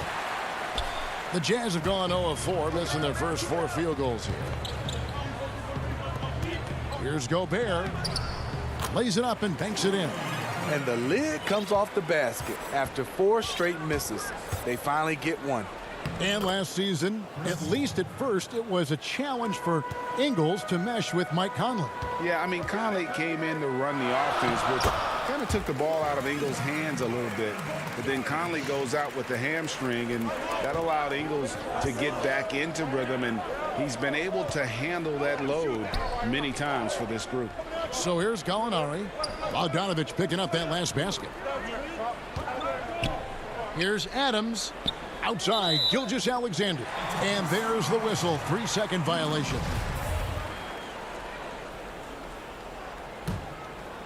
Jazz have gone 2 of 6 from the field. The drive by Mitchell. And then Mitchell with the dunk. If you're the defense, not much you can do. Donovan Mitchell had his mind made up. Bad intentions. On the wing, Gilgeous-Alexander to the inside. Deflects the pass. He had stolen by Ingles. Conley kicks to Ingles. Back to Conley. That's tipped. Score of the basket. Nice shot after missing his first attempt. One of Conley's calling cards, getting into the paint and converting, even though he's often the smallest guy on the floor. Now here's Paul. Misses the 3. Guys, they've been getting it done. They came out with a mission, and they have been tough to stop. Here's Gilgeous-Alexander, and there's a nice one-handed slam. Crafty move by Shea. He's getting better and better at changing pace. Gobert finds Ingles. Conley on the follow. And that's a pure hustle play, getting to the offensive glass for the tip-in. And that's the kind of quality you see in any strong offensive rebounder, isn't it? Now, here is Gallinari. Gallinari on the wing. Some nice passing by Oklahoma City here. Pass break. Here come the Jazz. Jumps up, and it's Mitchell with the jam. Push the basketball and get out of his way. Donovan Mitchell, fantastic on the break. Gallinari on the wing. Passes it to Adams.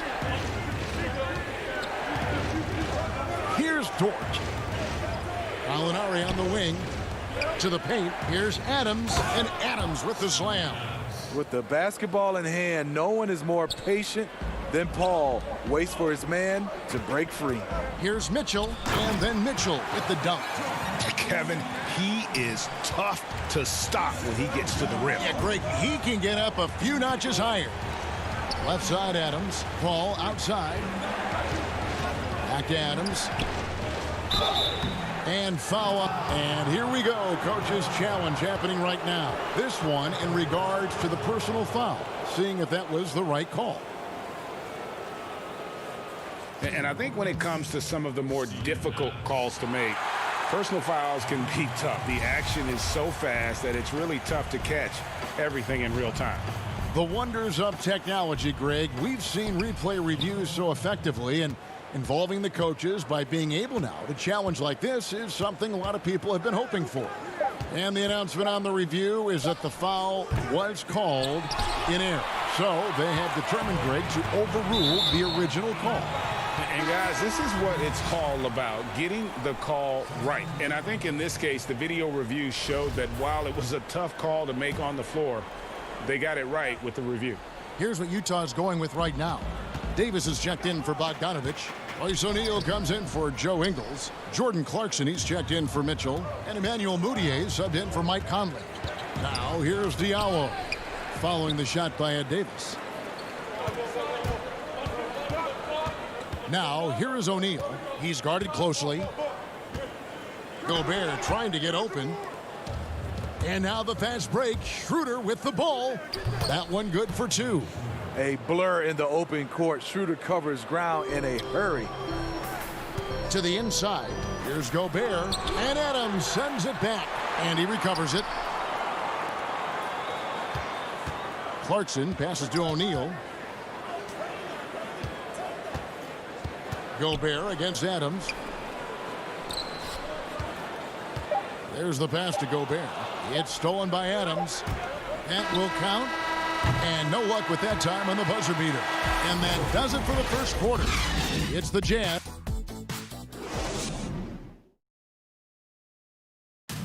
Well, recently, Chris Paul talked about adding some levity to the game. It sounds so generic to say we have fun. Yeah, from what we've seen, Greg, these guys naturally get along. And you add in the guiding hand of Chris Paul. This team can beat anyone on any night because they're so connected. And hope you've enjoyed the broadcast so far, halfway through the first half in this one. And taking a look at the Jazz performance here, guys, what have they been doing or not doing? Way to set the table. Offensively, they dominated on the interior. They came in looking to attack from the get-go, willing to be physical and setting the tone. And now, brought to you by Gatorade, all fueled up and ready to go. Let's reset our lineups. And so in the game for the Jazz, they've got Jordan Clarkson. O'Neal is out there with Davis. Then there's Emmanuel Mudiay. And it's Gobert in at the pivot spot, manning the middle. More of a score-first point guard, but Schroeder doing a good job of finding the open man. Greg, which team do you think has the toughest offense to stop in the NBA? You know, in their heyday, it was the Warriors, no doubt about it. Now, though, things are changing a little bit. It's a tough one to say. The Bucks seem to be amazing with what they're doing with Giannis. The Rockets with that 1-2 punch of Harden and Westbrook is incredible. And don't sleep on the Lakers or the Clippers, partner. Right now, there's a few of them out there that I would lose a lot of sleep over trying to prepare to play against. Yeah, I'm glad you included the two LA teams. Now, here's Schroeder. Pass to Noel. Second quarter of basketball, about 1 minute played so far. Stolen by O'Neal. And here's the fast break. Davis leading the way. Here's Clarkson. That's in there. Davis with the assist. Clarkson's got 6. Yeah, and their shooting really starting to pick up here in the second. Muscala, the pass to Schroeder. Oklahoma City moving the ball around. Fires for 3. Rebound, Utah. They have been board dominant in this game. That's definitely been a factor in crafting this huge lead. Here's Davis, and a good offensive board, and he gets the bucket. Well, we've seen that movie a few times, haven't we? An easy bucket in the paint. Here's Diallo, and that one clearly a foul. Gets the whistle, and 2 shots coming up. This is his first free throw of the game. That free throw good from Diallo. A different look for Utah. Bogdanovich is checked in for Rudy Gobert. Mitchell comes in for Jordan Clarkson. And it's Mike Conley in for Emmanuel Mudiay. And Oklahoma City with a change here, too. Gilgeous-Alexander's checked in for Ferguson. And his teammates appreciate the unselfishness. Bogdanovich willing to get it to his open guys. Noel against Mitchell. And Noel kicks to Muscala. Gilgeous-Alexander passes to Noel. O'Neal comes with the double team. And we're going to have a jump ball. It's tied up there.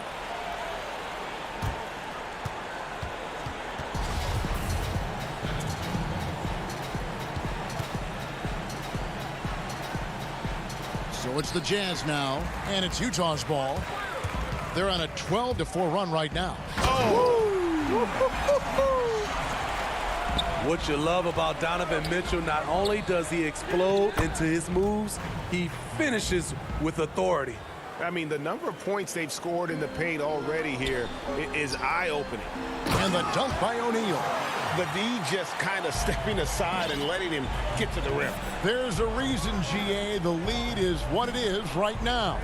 It's a backbreaker for your defense, giving up easy buckets like that. Yeah, he just punched the ticket on that one. That'll get the job done. Powerful two-hand jam. Mitchell passes to Davis. And stolen by Diallo. It's 3-on-3 on the fast break. 1:57 left in the second quarter. Oh, and there's the alley-oop. And bullseye with that assist. Nice delivery there in traffic. Utah leading by 10. Here's O'Neal. And that one falls coming off Conley's feet. O'Neal's got 6 points. And they're beginning to just flat out fall apart defensively right now, especially on the interior. Davis kicks to O'Neal. He dishes it to Conley. To the middle. And stolen by Diallo. Pass to Gilgeous-Alexander. Lobbed up there for Schroeder. And the Thunder can't hang on to the ball. Misread each other on the pass. Tried to recover, but too late. Joe Ingles is checked in for Utah. And a new group getting ready for Oklahoma City. For Utah, they've gotten nearly everything to fall for them here in the second quarter. They're a great 7 of 8 from the floor. Davis. Gallinari with the rebound. He is so good attacking the rim. It's rare to see him denied like that. Basket good. Gilgeous-Alexander's got his second basket of the game. That's Shai Gilgeous-Alexander.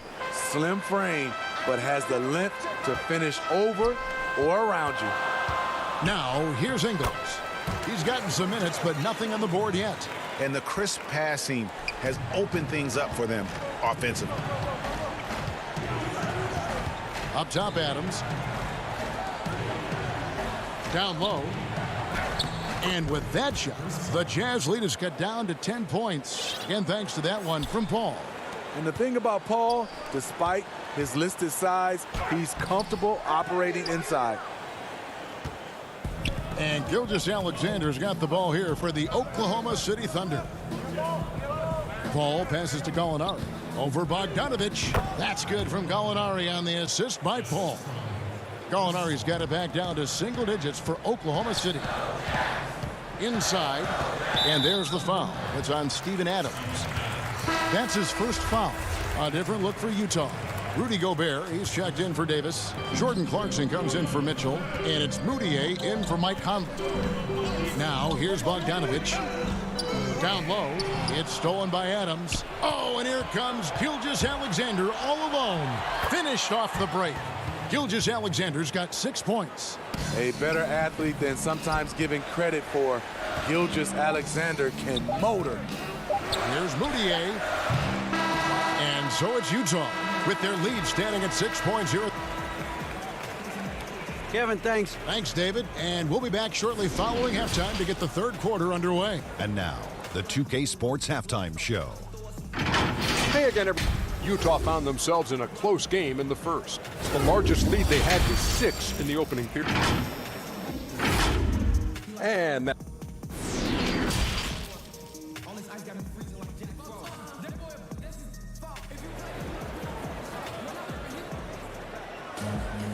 second half of basketball upon us. We may be in for an exciting finish based on how close of a game it's been so far. Donovan Mitchell really making a difference here. Yeah, it's been a great performance from him, really staying focused on quality shots. And many of those quality shots have been jumpers. A very high percentage of those in the first half. And on the floor for Billy Donovan as we get into the second half. Gallinari and Adams, the combo out front. Gilgeous-Alexander out there with Chris Paul. And it's Dort in at the 3. And when you talk about certain players having that it factor, Donovan Mitchell fits that bill. He does. Confident in his approach, GA. Fearless on his attack. Donovan Mitchell is one of those guys who can go off for 50 if you let him get into rhythm. As long as he's in Utah, that team will remain competitive. And ball goes up and Adams comes down. The anticipation skills, knows where to be to finish that play. And Gobert kicks to Bogdanovich. High post, Gobert. Nice ball movement by Utah. Pass to Mitchell. And he could not get that one to go. A lot of contact. And now, yep, this will be a coach's challenge. We thought that might happen, triggering a review of the personal foul. And I think when it comes to some of the more difficult calls to make, personal fouls can be tough. The action is so fast that it's really tough to catch everything in real time. The wonders of technology, Greg. We've seen replay reviews so effectively, and involving the coaches by being able now to challenge like this is something a lot of people have been hoping for. And so the word is in. They've decided that the call stands as it was made on the floor. And, you know, even if a coach still feels this wasn't the right call, you got to acknowledge the effort being put in to reviewing it. The double checking, and the game continues on. Adams' shot is good. Nice pass there to set that basket up. Conley dishes to Ingles. Back to Conley. And the pass to Ingles. Ball against Bogdanovich. Here's Gobert. That falls. Nice feed that time from Bogdanovich. Bogdanovich has got 6 assists now in the game. To the paint. Here's Adams. Kicks it out to Paul. Launches it. Ingles with the rebound. Just a solid performance on the interior. The rebounding has been off the charts. And it's Mitchell missing. Even though that one didn't go down, I like the offensive game plan here. 3 for 4 coming out of the break. Playing with high energy, outworking the defense up the floor. And I just love it when the fast break results in a high percentage look. Not always the case these days. Now here's Bogdanovich. And then Mitchell with the dunk.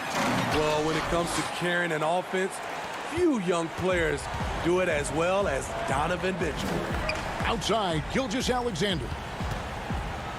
And Adams gets it to go down on the assist by Gilgeous-Alexander. And looking back at what was a stellar career, Greg, if there was one thing you could have done different, do you have anything on your mind? You know, I would have loved to have had the opportunity to finish my career in New York. That was a special place, a special time. Unfortunately, that didn't transpire, but that's the one thing that stands out. That and obviously not winning a championship. I can understand both of them. Yes. Uncontested look. Can't fault the shot selection. He's money from there. And then Mitchell with the dunk. Donovan Mitchell pushing the basketball down your throat. We know he's going to be aggressive time and time again. Gallinari passes to Adams. It's stolen by Gobert. And now Utah, fast break. Conley leading the charge. Unable to get that one. That's not the type of opportunity he fails to convert very often. And Adams with the slam. And this is Gilgeous-Alexander's responsibility to find his guys when they're open. Up high to stuff the alley-oop. And maybe that'll trigger them. Impossible not to get pumped up after that. Yeah, well, you could see the immediate reaction of the guys on the bench. They are pumped up. And it's in there. Paul's got 8 points. And that's the one thing about Chris Paul. Once he gets out into transition, very difficult to stop. Got a piece of it. Gilgeous-Alexander with the steal. Ferguson kicks to Adams. Gilgeous-Alexander against Gobert. Yeah, this offense is rolling. They've been assertive, but they're also playing under control. And it has them at a great spot to take the lead. They love to get a few stops now at the other end. Attacking the defense with the pass. Don't need to be a hero. Over to the left wing. Pass to Gilgeous-Alexander. Knocks it loose. Stolen by Mitchell. And now Utah, fast break. Here's Conley. Finished off the break. And now it's an 8-point Jazz lead. Masterful control by Mike Conley, keeping his eyes on the rim and nailing the shot through contact. A shot by Paul. Nobody around. No good from outside. Yeah, just a solid job on the backboard. They are really controlling the inside. And it's Mitchell missing. Thunder trailing by 8. And now, here's Gilgeous-Alexander, the fast break chance. It's stolen by Adams. Here's Paul. And a great assist by Gilgeous-Alexander as that one goes in. Paul's got 4 this quarter. Here's Mitchell. And the last second attempt doesn't fall. And so it's Utah with their lead standing at 6 points here at the end of the quarter. And how about a look now at our assist of the game? Brought to you by State Farm. And definitely deserving of the prize tonight. How about the read he made here? Looking like a point guard, putting the pass right on the money. Yeah, it's one thing to find the guy. It's another to deliver the ball where he can do something with it. Wonderful play. And with 3 quarters behind us, we start the 4th quarter in what is still anybody's ball game. We've got Bogdanovich, Boudier out there with Jordan Clarkson. Then it's O'Neal. And it's Gobert in at center. That's the group right now for Utah. With that 7'8" wingspan, anytime Gobert gets the ball near the rim, this is what you expect. And they go to the intentional foul. Really no idea why you're fouling in a situation like that. You know, maybe there's some bad blood between those two. And the Thunder making a switch here. Steven Adams, he's checked in for Noel. Gallinari comes in for Mike Muscala. Shai Gilgeous-Alexander checked in for Diallo. And Paul subbed in for Dennis Schroeder. And it's good for 2. And the combination of his quickness and soft touch around the rim really allows him to pull off shots like that. A lot of players don't have the reverse in their arsenal. Oh, and he plucks it off the glass. Wow. And now Utah, fast break. Boudier with the ball. And that'll be 2 free throws coming up. Officials on the call with the foul. And you know, Clarkson entering the league as a 2nd-round pick, a little unsung for most of his career, but always seems to find a way to contribute. And good on the second, so he makes them both. We're still waiting for that first miss from the line this half. Paul kicks to Gallinari. A little over a minute of the 4th quarter gone right now. It seems like every team, Greg, needs that one enforcer, that one guy who's going to get under opponent's skin.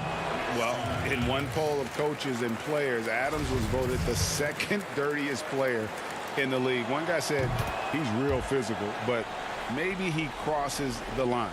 Throws the sneaky elbow here and there, commits extra hard fouls, yet Adams usually escapes foul trouble. Pass to Dort, and the Thunder pushing it up now. That one drops for him. And 12 points for Chris Paul. Tremendous effort getting the steal, then getting the ball up the court. You know what? We see this time and time again. Turnovers lead to a break, and then points at the other end.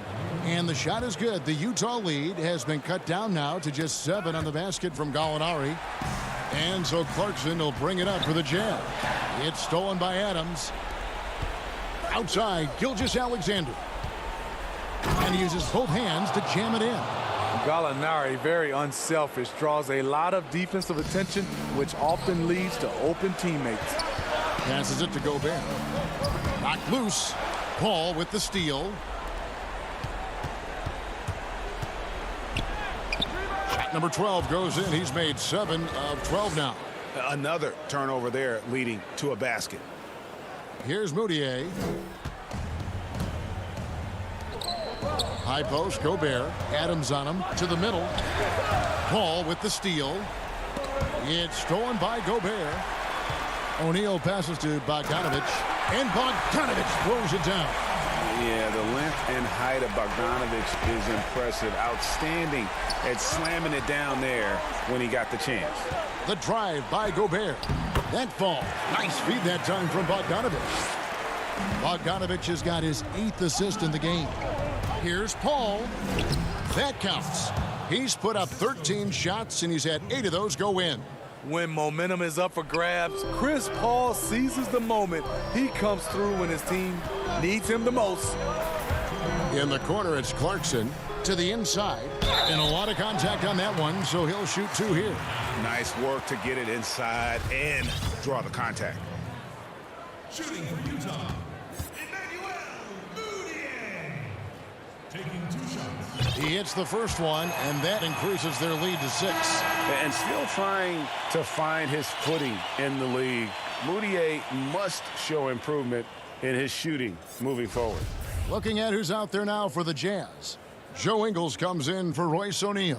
And it's Conley in for Jordan Clarkson. Productive trip to the line extended their lead. Paul passes to Gallinari. Outside, Gilgeous-Alexander. Paul for 3, in for another field goal. A sublime 9 of 14 on the night. The defense has to stay on Chris Paul. He has a quick trigger on the catch and shoot.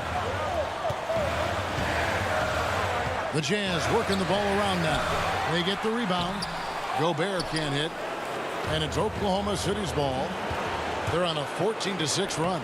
Yep, it counts. And now just a 2-point Jazz lead. What you like about Chris tonight, he's taking on the persona of a #1 scorer. Bogdanovic dishes to Gobert. And foul on the shot, so he'll get a chance at the line. No question, he got bumped on that shot. So the first one drops, and that makes it a 3-point lead. What you have to love about Gobert, he's improved across the board. We're even seeing it at the line. Clarkson, he's checked in for Utah. Nice job extending the lead and making this a 2-possession game now. And there's the foul on the shot. He'll go to the line for 2. Yeah, the defender all over. He drops the first one, and that narrows the lead down to just 3. One of the most vocal players in this league, CP3 is known as a tremendous leader.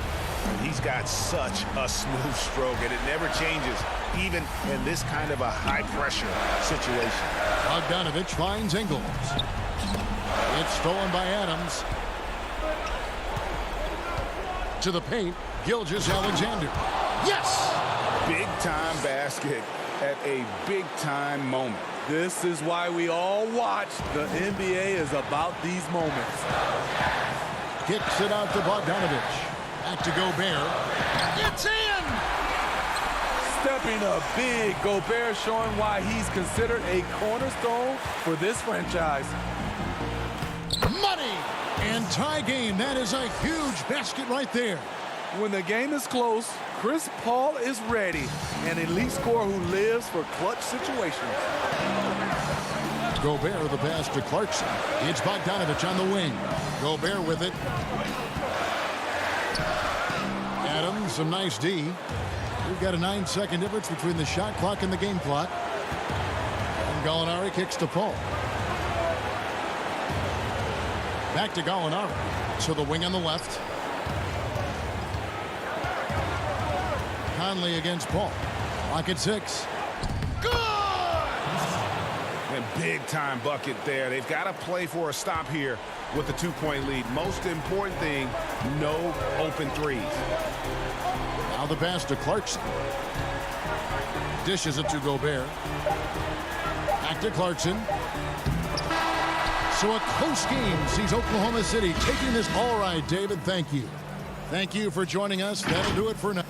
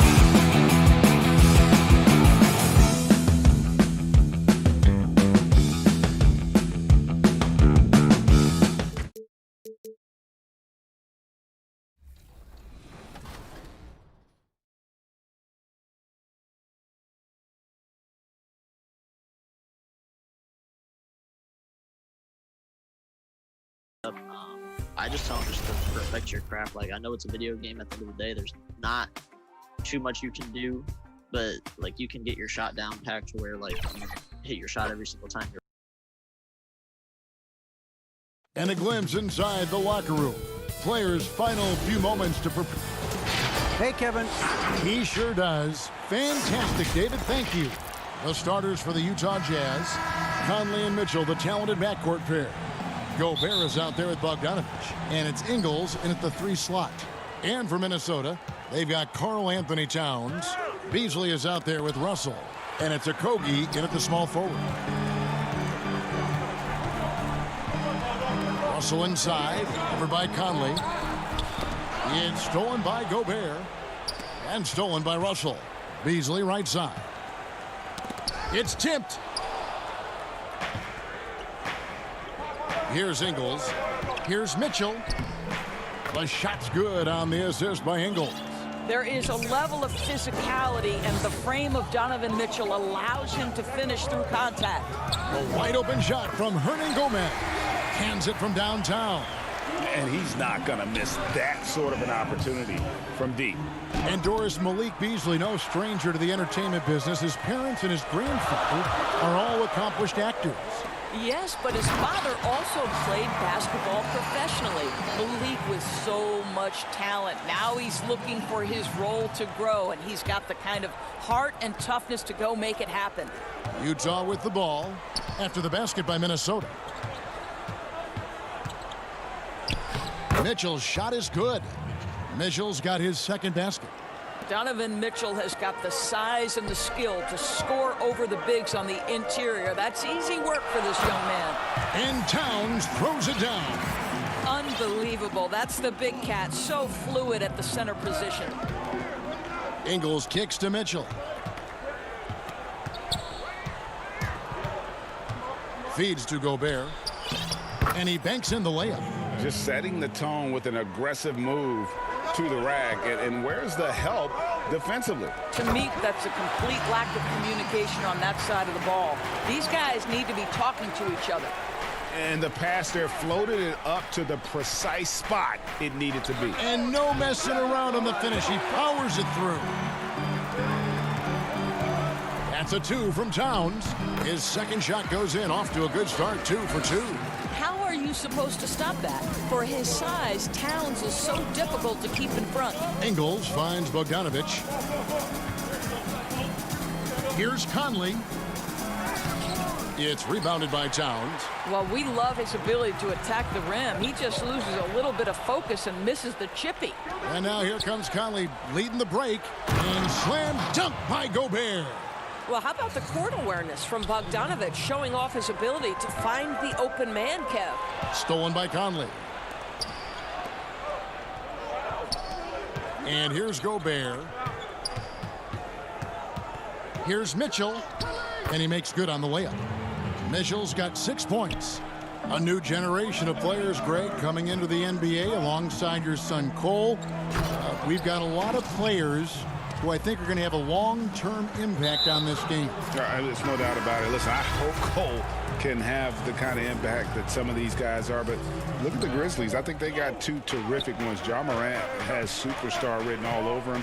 Brandon Clark probably surprised some people with his ability to have an impact. And if you look at this past draft, Obi Toppin is one to watch. This is a guy with great size and length who was a perimeter player until he had a growth spurt. So those are the types of players that I think when you combine athleticism and skill with the way the court is spaced, man, can have a tremendous impact in this game. Ed Davis is checked in for Bogdanovich. Here's Reed. He's guarded by Davis. Johnson, the pass to Reed. To the left side wing. Here's Noel. Here's Culver. Rudy Gobert with the rebound. And now Utah, fast break. Here's Clarkson. And plenty of contact on the shot. So 2 free throws coming up. There's the foul. That's against Minnesota. The one thing with Clarkson, sometimes he can get a little out of control. And he does a tremendous job creating offense and putting himself in a position to attack. A guy who can be a little inconsistent game to game. Clarkson can be extremely consistent year to year. Right. Consider him as a rookie. Many of the numbers then are similar to what they are now. But the one thing that has improved is the consistency of the three-point shooting. He's worked so hard on it, and that's where the consistency has started to take root. Here's Noel following the bucket by the Jazz. Will it go? It's not going to go for him. And Utah the other way now. Here's Davis, and it's Davis with the jam. Oh, taking it to the rack with power. Hammering down the two-hand slam. The pass to Reed. The shot by Culver, nobody around. It's good on the putback. You know, his positioning near the hoop, always to his advantage. Just a terrific job to tip that one back in. And the shot goes in from Rudy Gobert. Yeah, that's the third bucket in a row from the paint. This defense needs to clog those lanes in the middle. Just 1 second between the shot clock and game clock. Gets the three-pointer to fall. And this game already taking shape as an offensive battle. Well, the fans love it. Coaches may not like the lack of defense, but boy, the rules promote scoring, no doubt.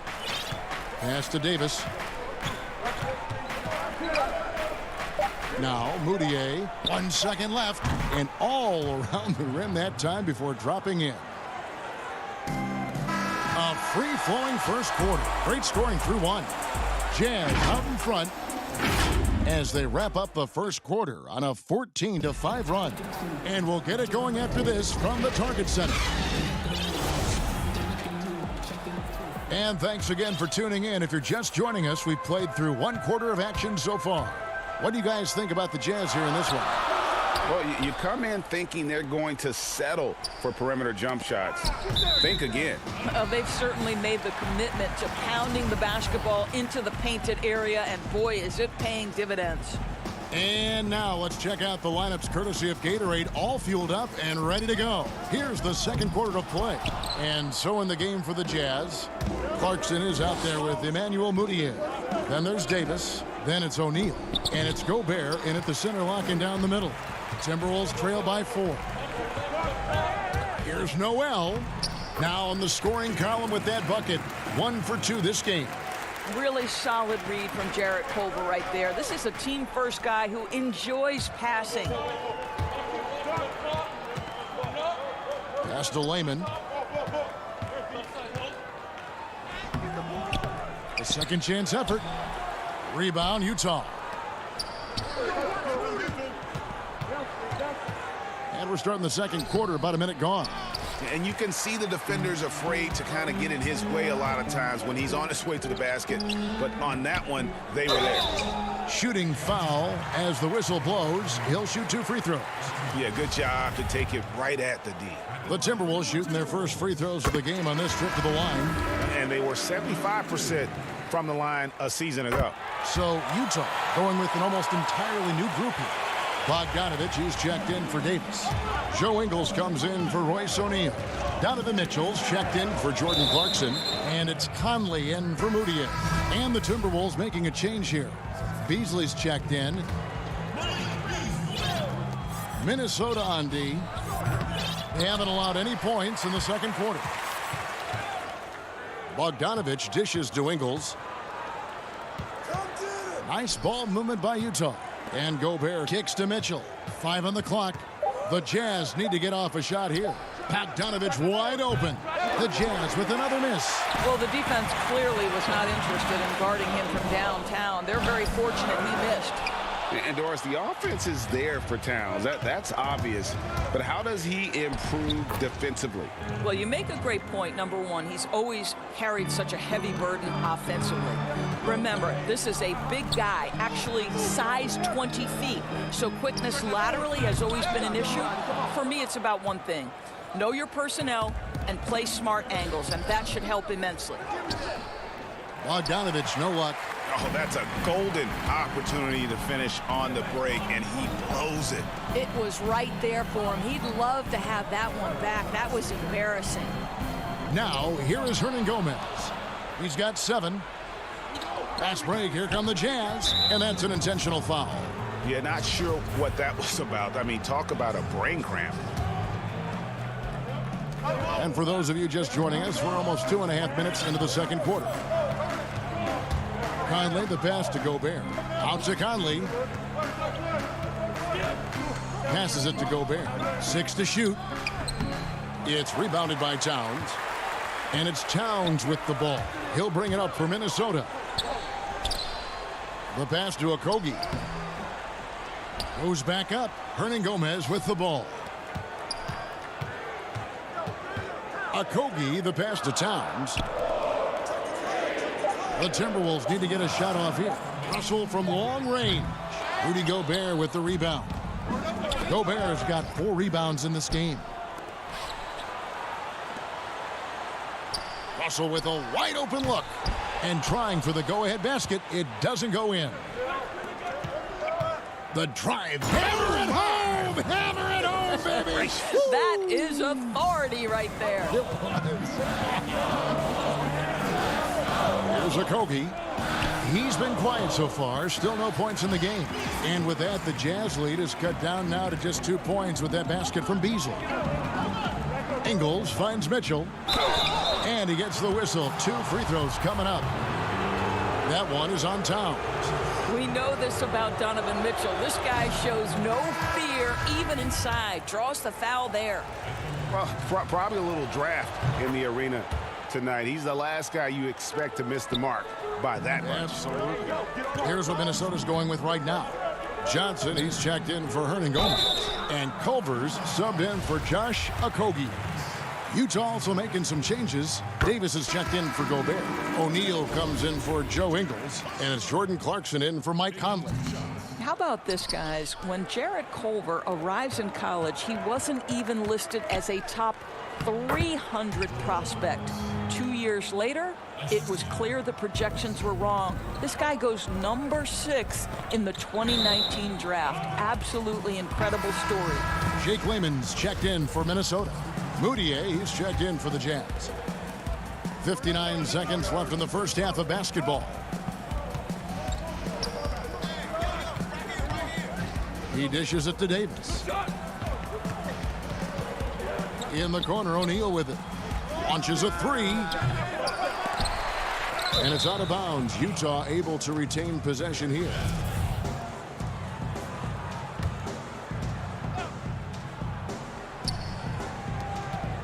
To the middle.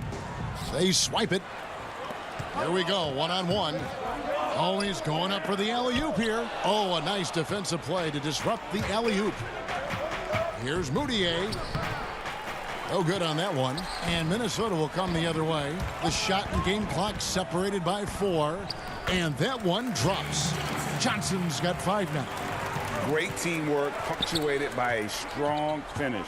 Going right to the rim, which is where you want transition opportunities to end. Come to me, come to me. O'Neal kicks to Clarkson. Reed with the rebound. Whoops. Got caught in between moves there on his way to the rack. And some good action through the first 2 quarters as we... The 2K Sports Halftime Show. Welcome back to look at the history of the Utah Jazz. No championships, kids. 2 finals appearances and a couple.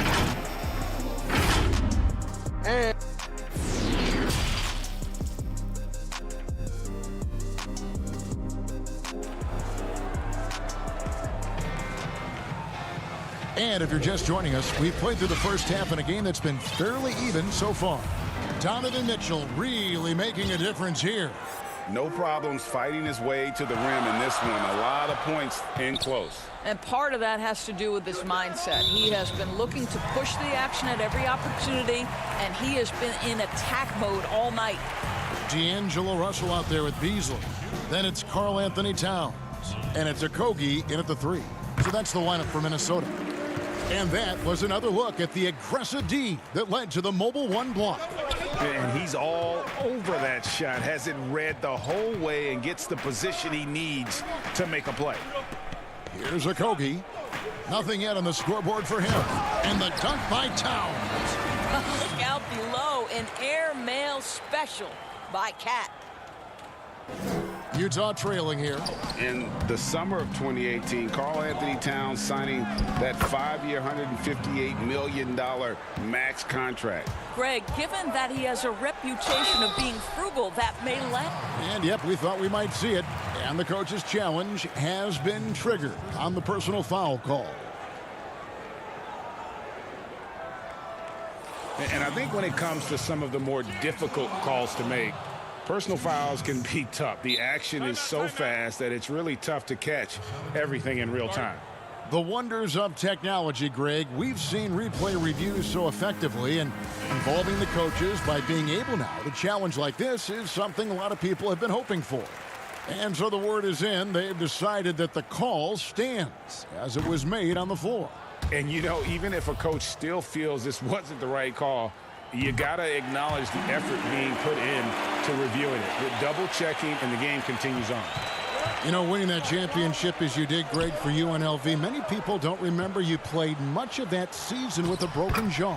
Well, Kevin, I don't remember much of it, to be honest with you. It was pretty hazy. I lost 19 pounds over the course of the season.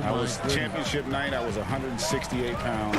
No kidding. Yeah. Well, I was wired shut for 8 weeks. Did miss a game, but I tell you what, I don't know if I would do that today. But, you know, it did turn out well with the championship.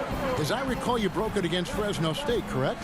Yes, got my legs taken out from under me and broke the fall with my face. Oh, no. Yeah. Oh, ouch. And out of bounds as the Timberwolves gain possession. For Minnesota, they've gone 3 of 3 from the field since halftime. Down low. And the dunk by Towns. When Russell gets his teammates involved, it makes this entire team better, and it'll make him more effective at the point position. Mitchell outside. Conley with a wide open look. Rebounded by the Timberwolves. You know, missed that one, but still a really good start coming off the break. 3 for 4 now. Pass to Hernangomez. Back to Towns. Pass to Hernangomez. Fast break. Here come the Jazz. Here's Bogdanovich. And Bogdanovich throws it down.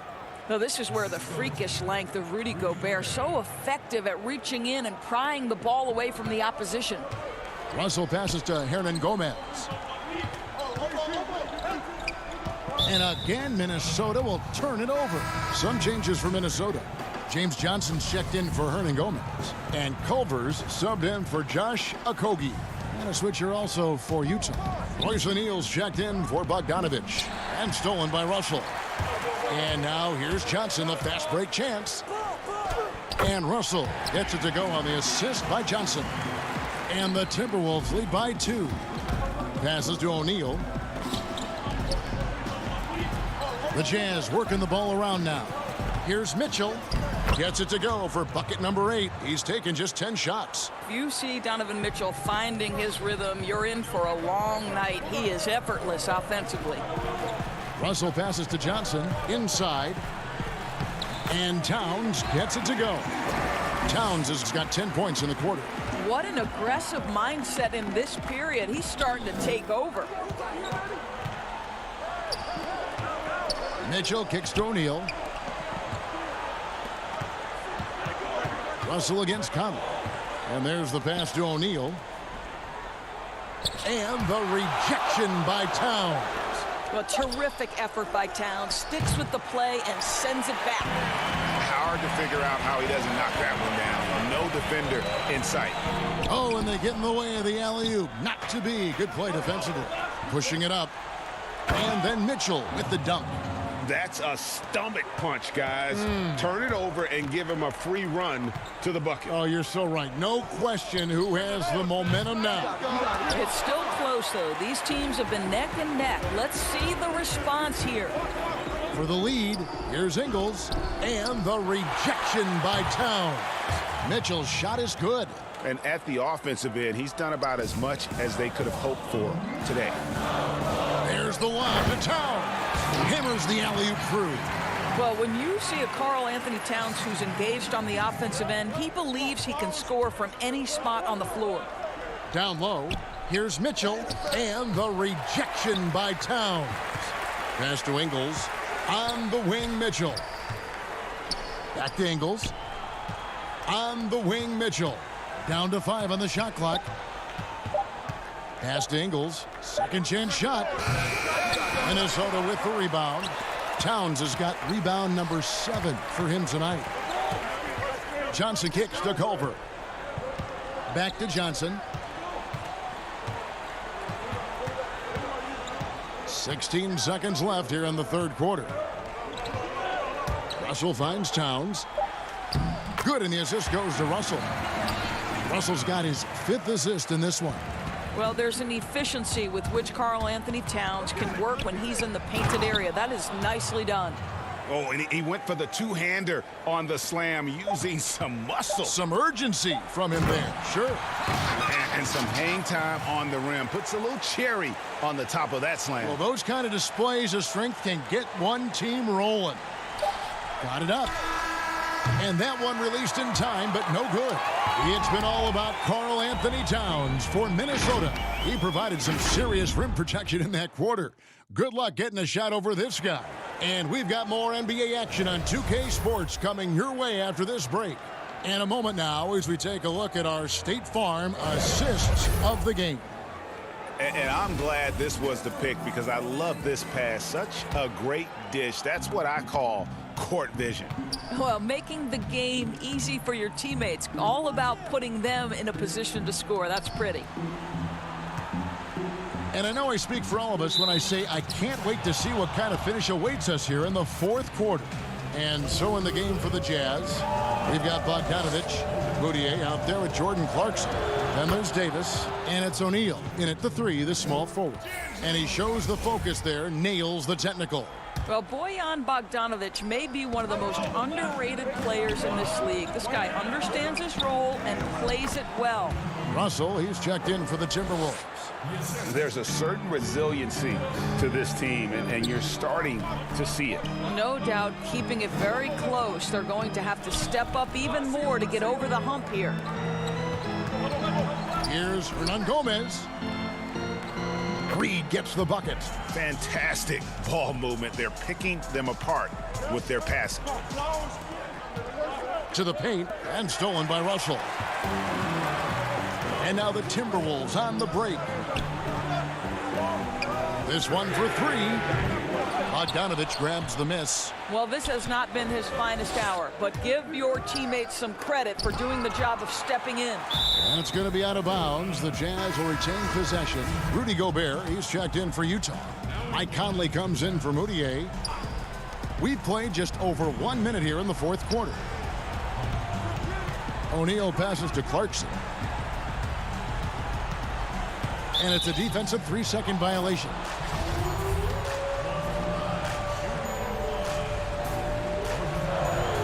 And the technical free throw is good.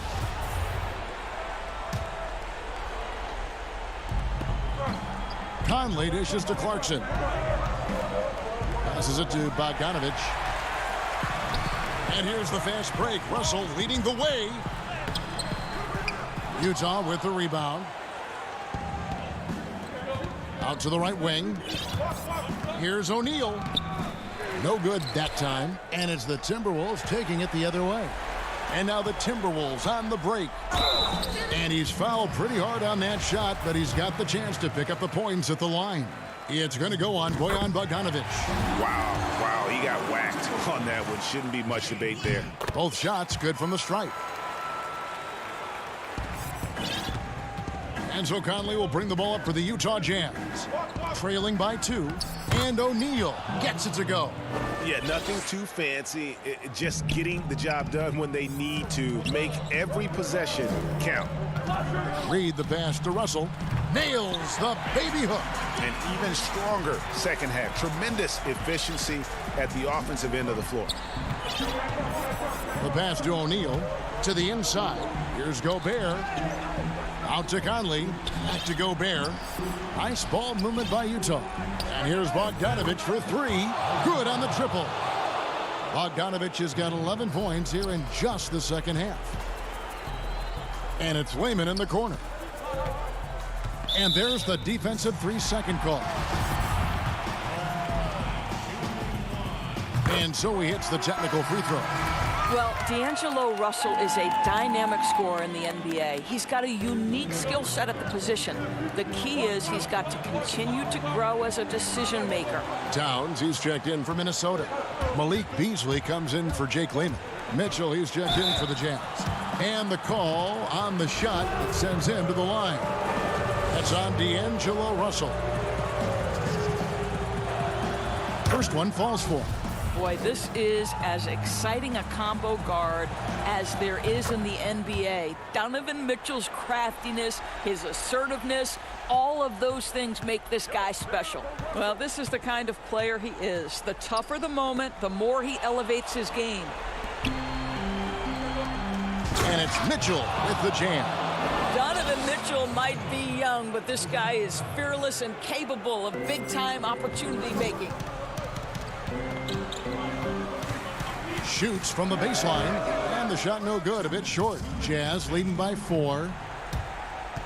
Here's Clarkson. Gets it to fall from the right block. Jordan Clarkson has the kind of speed and athleticism to get out in transition and be a problem.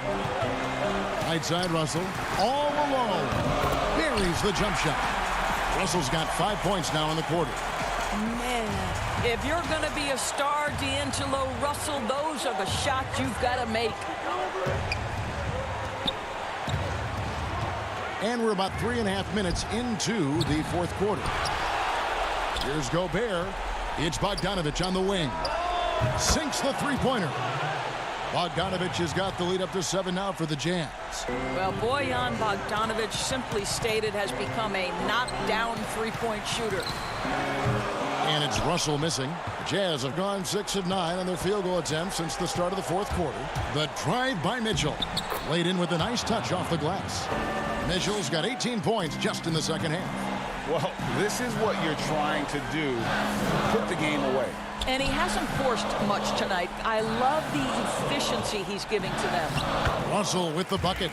Okay, D'Angelo Russell mixing in a little interior work, not bashful. Jazz leading by 7. Mitchell outside. And it's Russell with the rebound. Minnesota's gotten off to an 0-for-2 start from downtown here in the fourth quarter. Utah with the rebound. This game looks like they've got it just about wrapped up. Yeah, just got to work that clock and take care of the ball. And the Timberwolves with possession. He lobs up the alley-oop pass. Yes! Yeah, nice silky finish on the alley-oop from the stupendous feed. That sequence couldn't have been executed any better. And Gobert kicks to Mitchell. It's 9 seconds separating the shot clock and game clock. Gobert, the pass to Bogdanovich. Here's Gobert. Hernan Gomez covering. Gobert can't hit.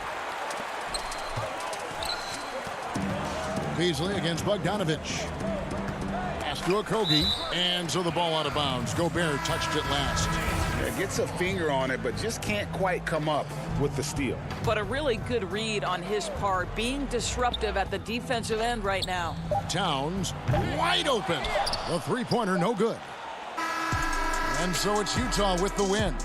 They seem to relish their role as the bad guy here tonight. You know, Kevin, I sense that as well. I mean, they really did feed off all of that negative.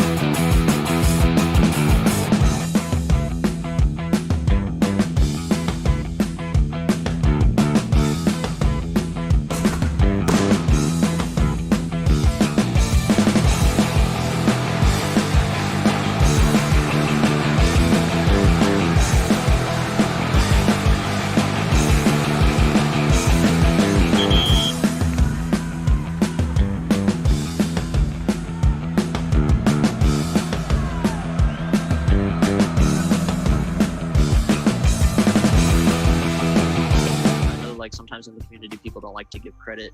They don't like to say they learned something from other people, but I never played power forward a day in my life. So when people were saying, oh, Zay is the best power forward in the league right now, or legit, or any of the other like top power forwards in the league, I was watching them. I was watching their games to learn. 2K Sports welcomes you to the following presentation of the NBA.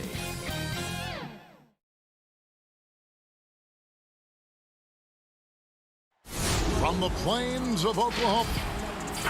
How is it? Hey, Kevin, thank you. Thank you, D.A. And checking out Minnesota's opening lineup. D'Angelo Russell out there with Beasley. Then there's Towns, and it's Okogie in at the 3, the small forward. And for Oklahoma City, Gallinari and Adams, the combo out front. Chris Paul is out there with Gilgeous-Alexander. And it's Dort in at the 3 spot. Towns kicks to Hernan Gomez. Here's Okogie. It's rebounded by Oklahoma City. To the inside. Paul can't get it to go. That's the kind of D you need when he's got the ball near the hoop. They were all over him. And here we go with Adams running it up the court. Trying to find Gallinari and gets it to him. And he's fouled pretty hard on that shot, but he's got the chance to pick up the points at the line. Consistent at looking to score. Gallinari knows how to put pressure on defenders and earn that call.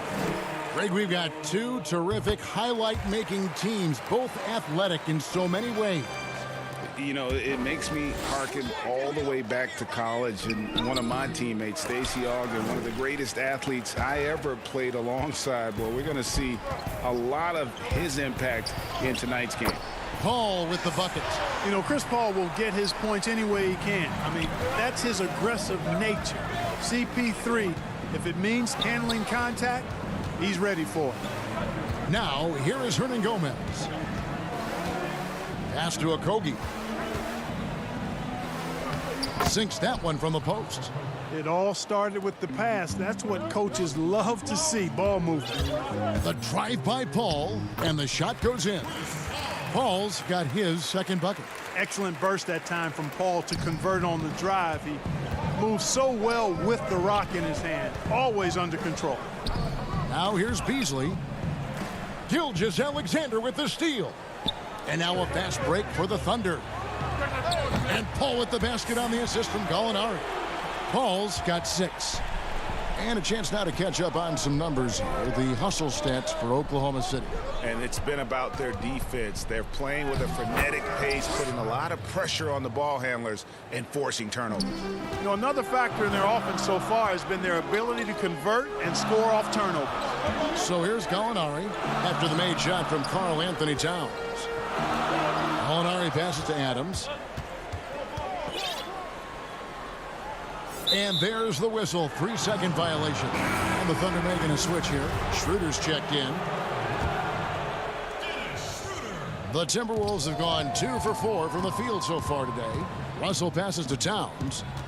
It's Beasley on the wing. Bounce pass, Russell. 14 feet away. And Adams sends it back. Adams puts every ounce of energy into his defense. He's not out there to contest shots. He's out there to reject them. Now, here is Russell. Towns, and he could not get that one to go. A lot of contact, and he'll go to the line for 2. Steven Adams picks one up. Yeah, way to play in attack mode and get to the line. And, you know, the defense gets their money's worth on that foul, stopping the layup and not giving up the and one. Well, he's come through for them at the line today, and you love having a big fella who's so capable on his free throw. Down low, Towns with the steal. Here's Noel, and down it goes. Dunked through off a wonderful assist. Nice heads-up play that time from Culver.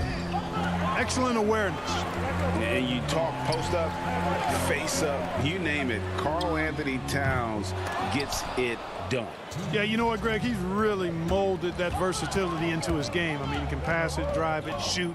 You remember, he won the skills challenge back in 2016. I mean, he's a 7-footer for sure, but he's got guard skills, too. Towns attacks the basket with such a ferocity and never give up attitude. I love that about him, guys. Gilgeous-Alexander, good. And once he got to the 10, I think he was surprised to find himself that wide open. Well, this early, they should be showing a lot more energy on defense. It's not there. And coming into the 2019 draft, Jarrett Culver seen as a prospect with a high floor, but perhaps a limited upside. Clark, do you see that? Yeah, you know what, Greg? I think it's one way to look at it. I kind of look at it this way. You have to keep raising your basement so that your low is higher as you go through. And I do think he's got a pretty good upside. Most of it is going to depend on how he develops as a perimeter shooter. Minnesota making a switch here. Reed's checked in. That's a double whammy, guys. That's right. A great defensive play, then the emphatic stuff. Well, turning defense to offense, we talk about it all the time. Try to hit your opponent at the other end before they can set up the defense. Gilgeous-Alexander passes to Dort. A second chance effort. Adams' shot is off. That's not the type of opportunity he fails to convert very often. Reed the pass to Johnson, and he gets it to go.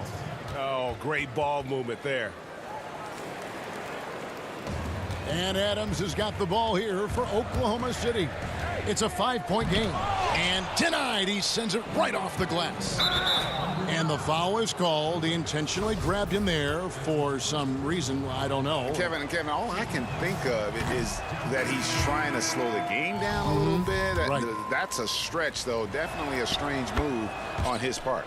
Well, you think about Jarrett Culver back at Texas Tech, carried his team to the national championship game and ended up being the 6th pick in the 2019 draft.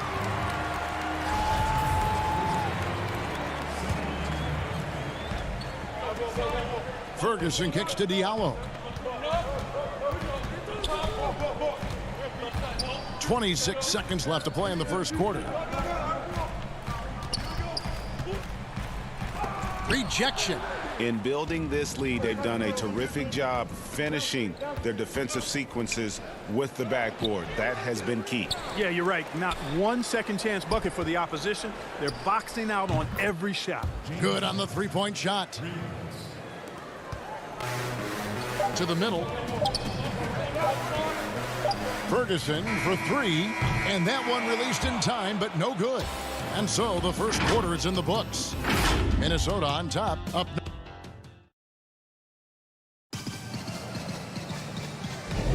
And if you're just tuning in, we've got a wide margin on the scoreboard, but plenty of time left for a comeback. Hey guys, what do you think about the offensive approach we've seen so far for the Timberwolves? Guys, their penetration has been outstanding. I mean, it's actually been great. They're really finding those holes in the defense.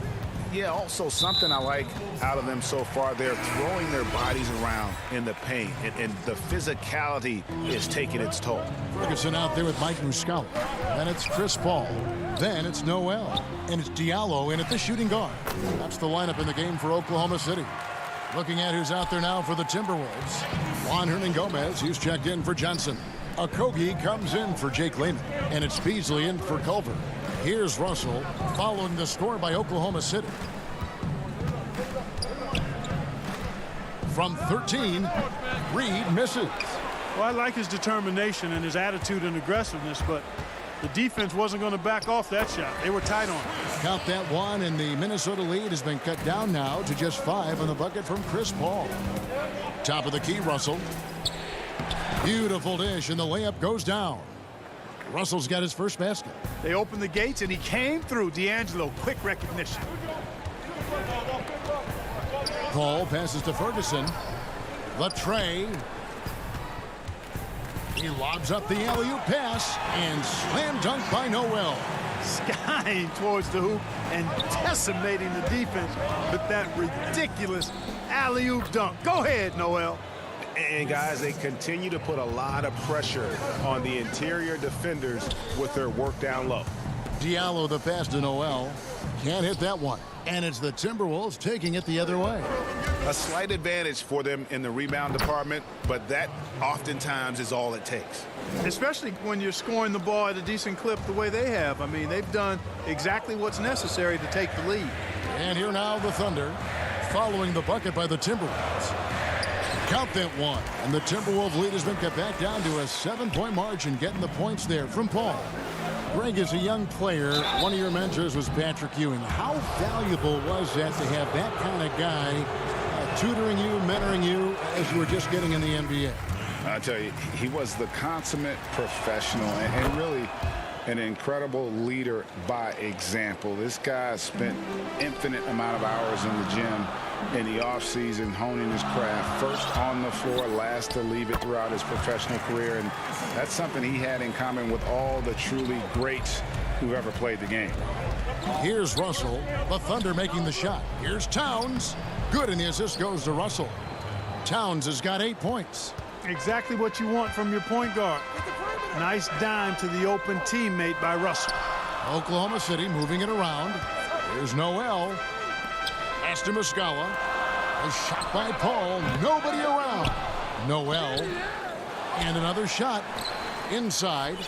And slam dunk by Noel. Boy, what persistence from Noel, a guy who does not quit on the glass. I mean, his tenacity is a huge reason as to why this team loves him. And Towns throws it down. Seems to have a knack for hitting guys in their spots. His vision, excellent. Outside, Gilgeous-Alexander. Paul for three. Doesn't go that time.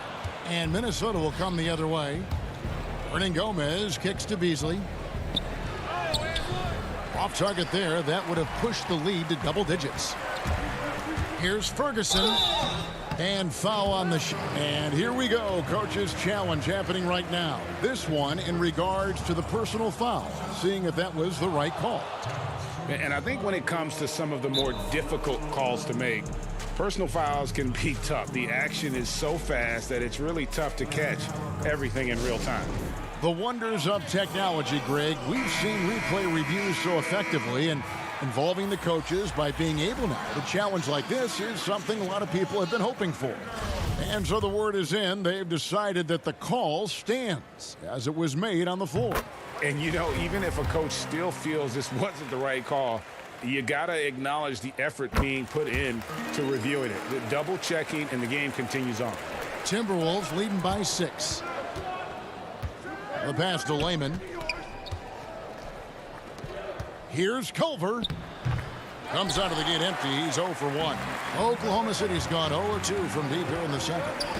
Gallinari passes to Gilgeous-Alexander.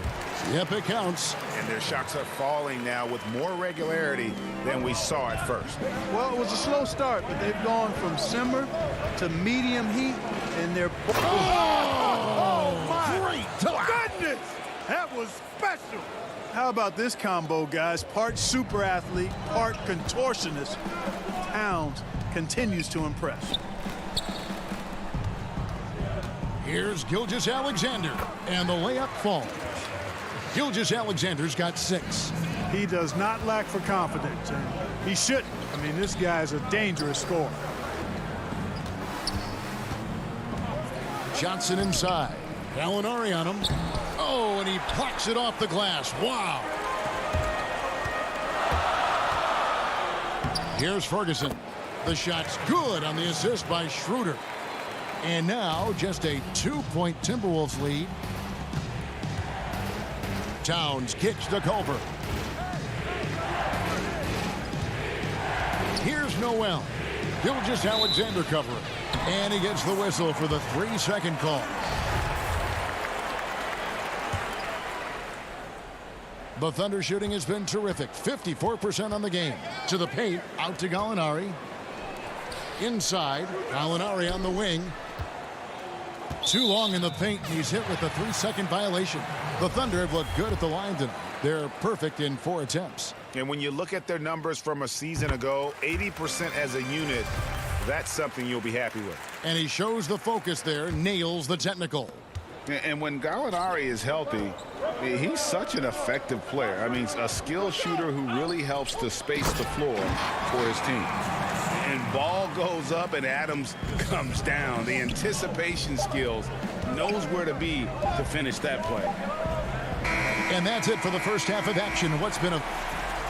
Thank you, David. And we'll be right back after halftime to start the third quarter. And now, the 2K Sports Halftime Show. Hey again.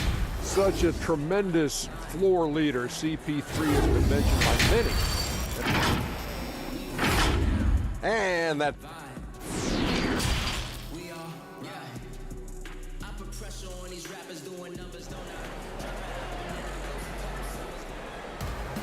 Second half of basketball upon us. We may be in for an exciting finish based on how close of a game it's been so far. Karl Anthony Towns with a strong contribution so far in this one. Man, he's been running wild on him through that first half. Absolute dynamite on offense. And you know what? I'll be interested to see just how much he's got left in the tank. That first half had to take a lot out of it. All fueled up and ready to go. Let's reset the lineups courtesy of Gatorade for the second half of basketball. And so in the game for the Timberwolves, we've got D'Angelo Russell. Also Malik Beasley out there. And it's Towns in at the pivot spot, manning the middle. Here's a Kogi. And that'll be 2 free throws. And folks, the coach's challenge has been initiated for a personal foul. Close game like this, and he thought it wasn't a good call. And this is the time now where the officials can review in closer detail what constituted the original personal foul. Getting a different angle can sometimes make it a lot easier to determine. Greg, indeed, and the one thing with replay review is that when you see the slow motion replays, you really get a new appreciation for just the immense speed at which these players are moving at. And how fast the action really is, and how hard it can be sometimes, you know, Greg, to make the right call. And the announcement on the review is that the foul was called in error. So they have determined, Greg, to overrule the original call. And guys, this is what it's all about, getting the call right. And I think in this case, the video review showed that while it was a tough call to make on the floor, they got it right with the review. Here's Towns, tries again. That shot, no good. And the Thunder going the other way now. Dort passes to Paul. 90 seconds now into the second half. Gallinari finds Paul. Gallinari outside, 5 on the clock. Lets the 3 fly. It's hauled in by Karl Anthony Towns. Towns has got his 5th rebound in this one. Here's Beasley, and he banks in the layup. You know, of all the things Okogie does well, his passing tends to get overshadowed at times. I mean, easy to see how creative he is on this feed. Out to Gallinari. Here's Adams, and Adams with the slam.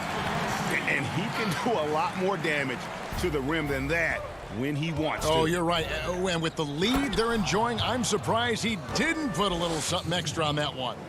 Well, I think he did plenty of damage nonetheless. I mean, it was only with one hand, but he still threw that down pretty hard. And they're beginning to just flat out fall apart defensively right now, especially on the interior.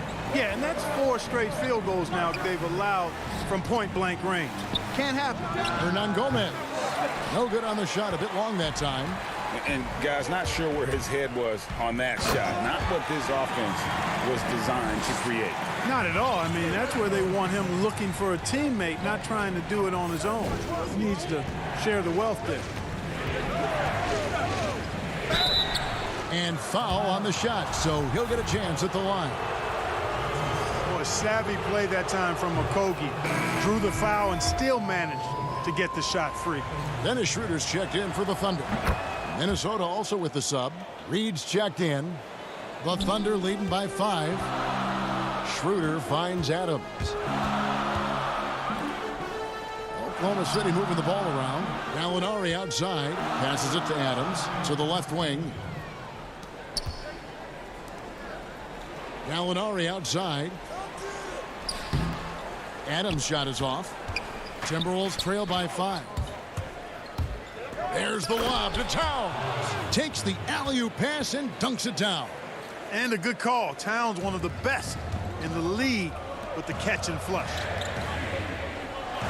Gallinari outside. Out left to the wing. Nobody near Schroeder. Adams.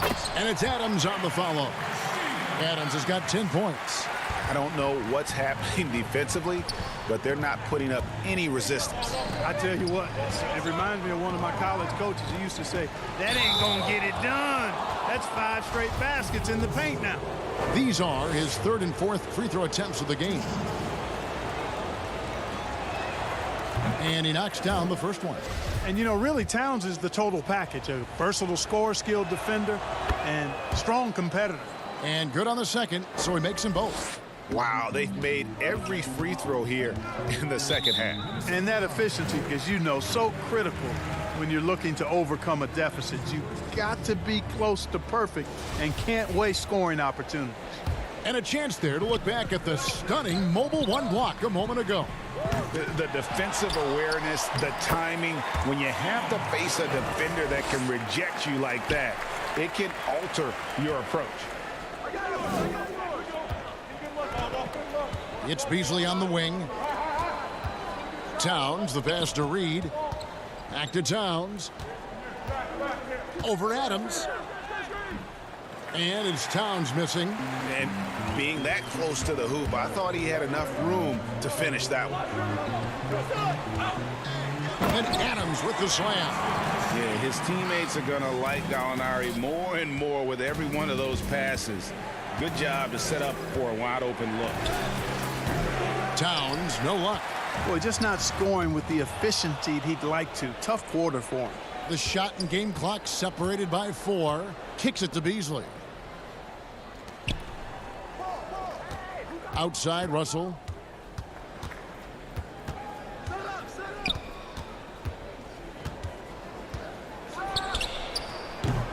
The Timberwolves again can't hit. You almost have to assume he's going to knock those down when he is that open. And it's good, but hold on. The officials may want to look at that one on the replay monitor. And not so fast. The officials are going to check that shot again and make sure they got it right before we go to the fourth. Steven Adams has been leading the charge for the Oklahoma City Thunder. Scoring, rebounding, he was all over the place during that quarter. They are riding his performance right now. And we'll be right back after this. And with 3 quarters behind us, let's see what this fourth period holds in store for us. They've got Noel Diallo out there with Dennis Schroeder. Then it's Mike Muscala, and it's Ferguson in at the 3 spot. That's the lineup in the game for Oklahoma City. Those are the kinds of plays that win games. Really savvy D, and give him credit for looking to go straight up the court with it. The Thunder leading by 11. Now Schroeder. Down low. Here's Muscala. Nice work on the board. He's paying off with the basket. Yeah, that's the 3rd bucket in a row from the paint. This defense needs to clog those lanes in the middle. Pass to Reed. And it's Culver at the elbow. Out to Russell. From downtown, it's deflected. That'll be Minnesota as it goes out of bounds. Timberwolves retain possession. Hall's checked in for Dennis Schroeder. Juan Hernangomez, he's checked in for the Timberwolves. Russell with it. Now guarded by Noel. Russell passes to Culver. And then Culver with the dunk. When Culver gets inside positioning like that, he bounces up with ease, and he's ready to bang it home. Paul with the 3. Slides through for his 7th basket in 11 tries. The man has no heart, and that's poor defense for a team that has a long way to catch up. They look pretty demoralized to me, and that always shows through at the defensive end first. Wow, what a pass there. He made that a very easy basket with that setup. Pass to Ferguson. And Noel kicks to Muscala. Paul with the 3. The rebound by Johnson. And so it's Johnson who brings the ball up for Minnesota. And maybe that'll trigger them. Impossible not to get pumped up after that. Yeah, well, you can see the immediate reaction of the guys on the bench. They are pumped up. And that's what those alley-oops will do for a team. Ignition switch ignited. A 3 off the inbound and stolen by Russell. And that's a great play on defense there. Force him to rethink the shot and then able to come up with the steal. You know, even though it's a point-blank range shot, that's not an easy one, especially when the defense is that tight. Over to the left wing. Paul with the 3. That shot no good. And Minnesota will come the other way. Here's the lob to the hoop. And then Johnson with the dunk. absolutely the prettiest play in basketball, executed to perfection. I don't think you'd get an argument there. Everybody loves the alley-oop. Unless you're the team getting punched on. That would be the difference. Layman up again. It's good on the putback. Excellent awareness of where to be on the offensive boards. He did it with great position. Paul outside. And there's the pass to Ferguson. Russell against Paul. Passes it to Ferguson. That three off the mark. Timberwolves trail by 8. Hernangomez passes to Culver. And then Culver with the dunk. It's been like this all night for both teams. The offenses having their way. Any lull in the action so far has been short-lived because there have been nothing but buckets in this one. To Paul. And there's a whistle. That goes on Hernangomez. That'll be his second foul of the game. And some changes here for the Timberwolves. Towns comes in for Jake Layman. And it's Beasley in for Culver. Paul's shot is off. And the Timberwolves with possession. They've outscored him 10 points to 2 during this run. Hernangomez in the corner. Laid in with a nice touch off the glass. Now just a 4-point Oklahoma City lead. The adjustments they've made offensively, they're putting guys in a position now to succeed. It's certainly been an impressive run. They finally found the right formula to break down the defense. So close to getting the block there. You can live with those calls because you'd rather have a guy playing aggressive instead of playing it safe. Okogie's checked in for Juan Hernangomez. And it goes out of bounds. Last touch by Paul. Yeah, gets a finger on it, but just can't quite come up with the steal. Clearly a careless pass. He got away with one there. Outside, Gilgeous-Alexander. Paul outside.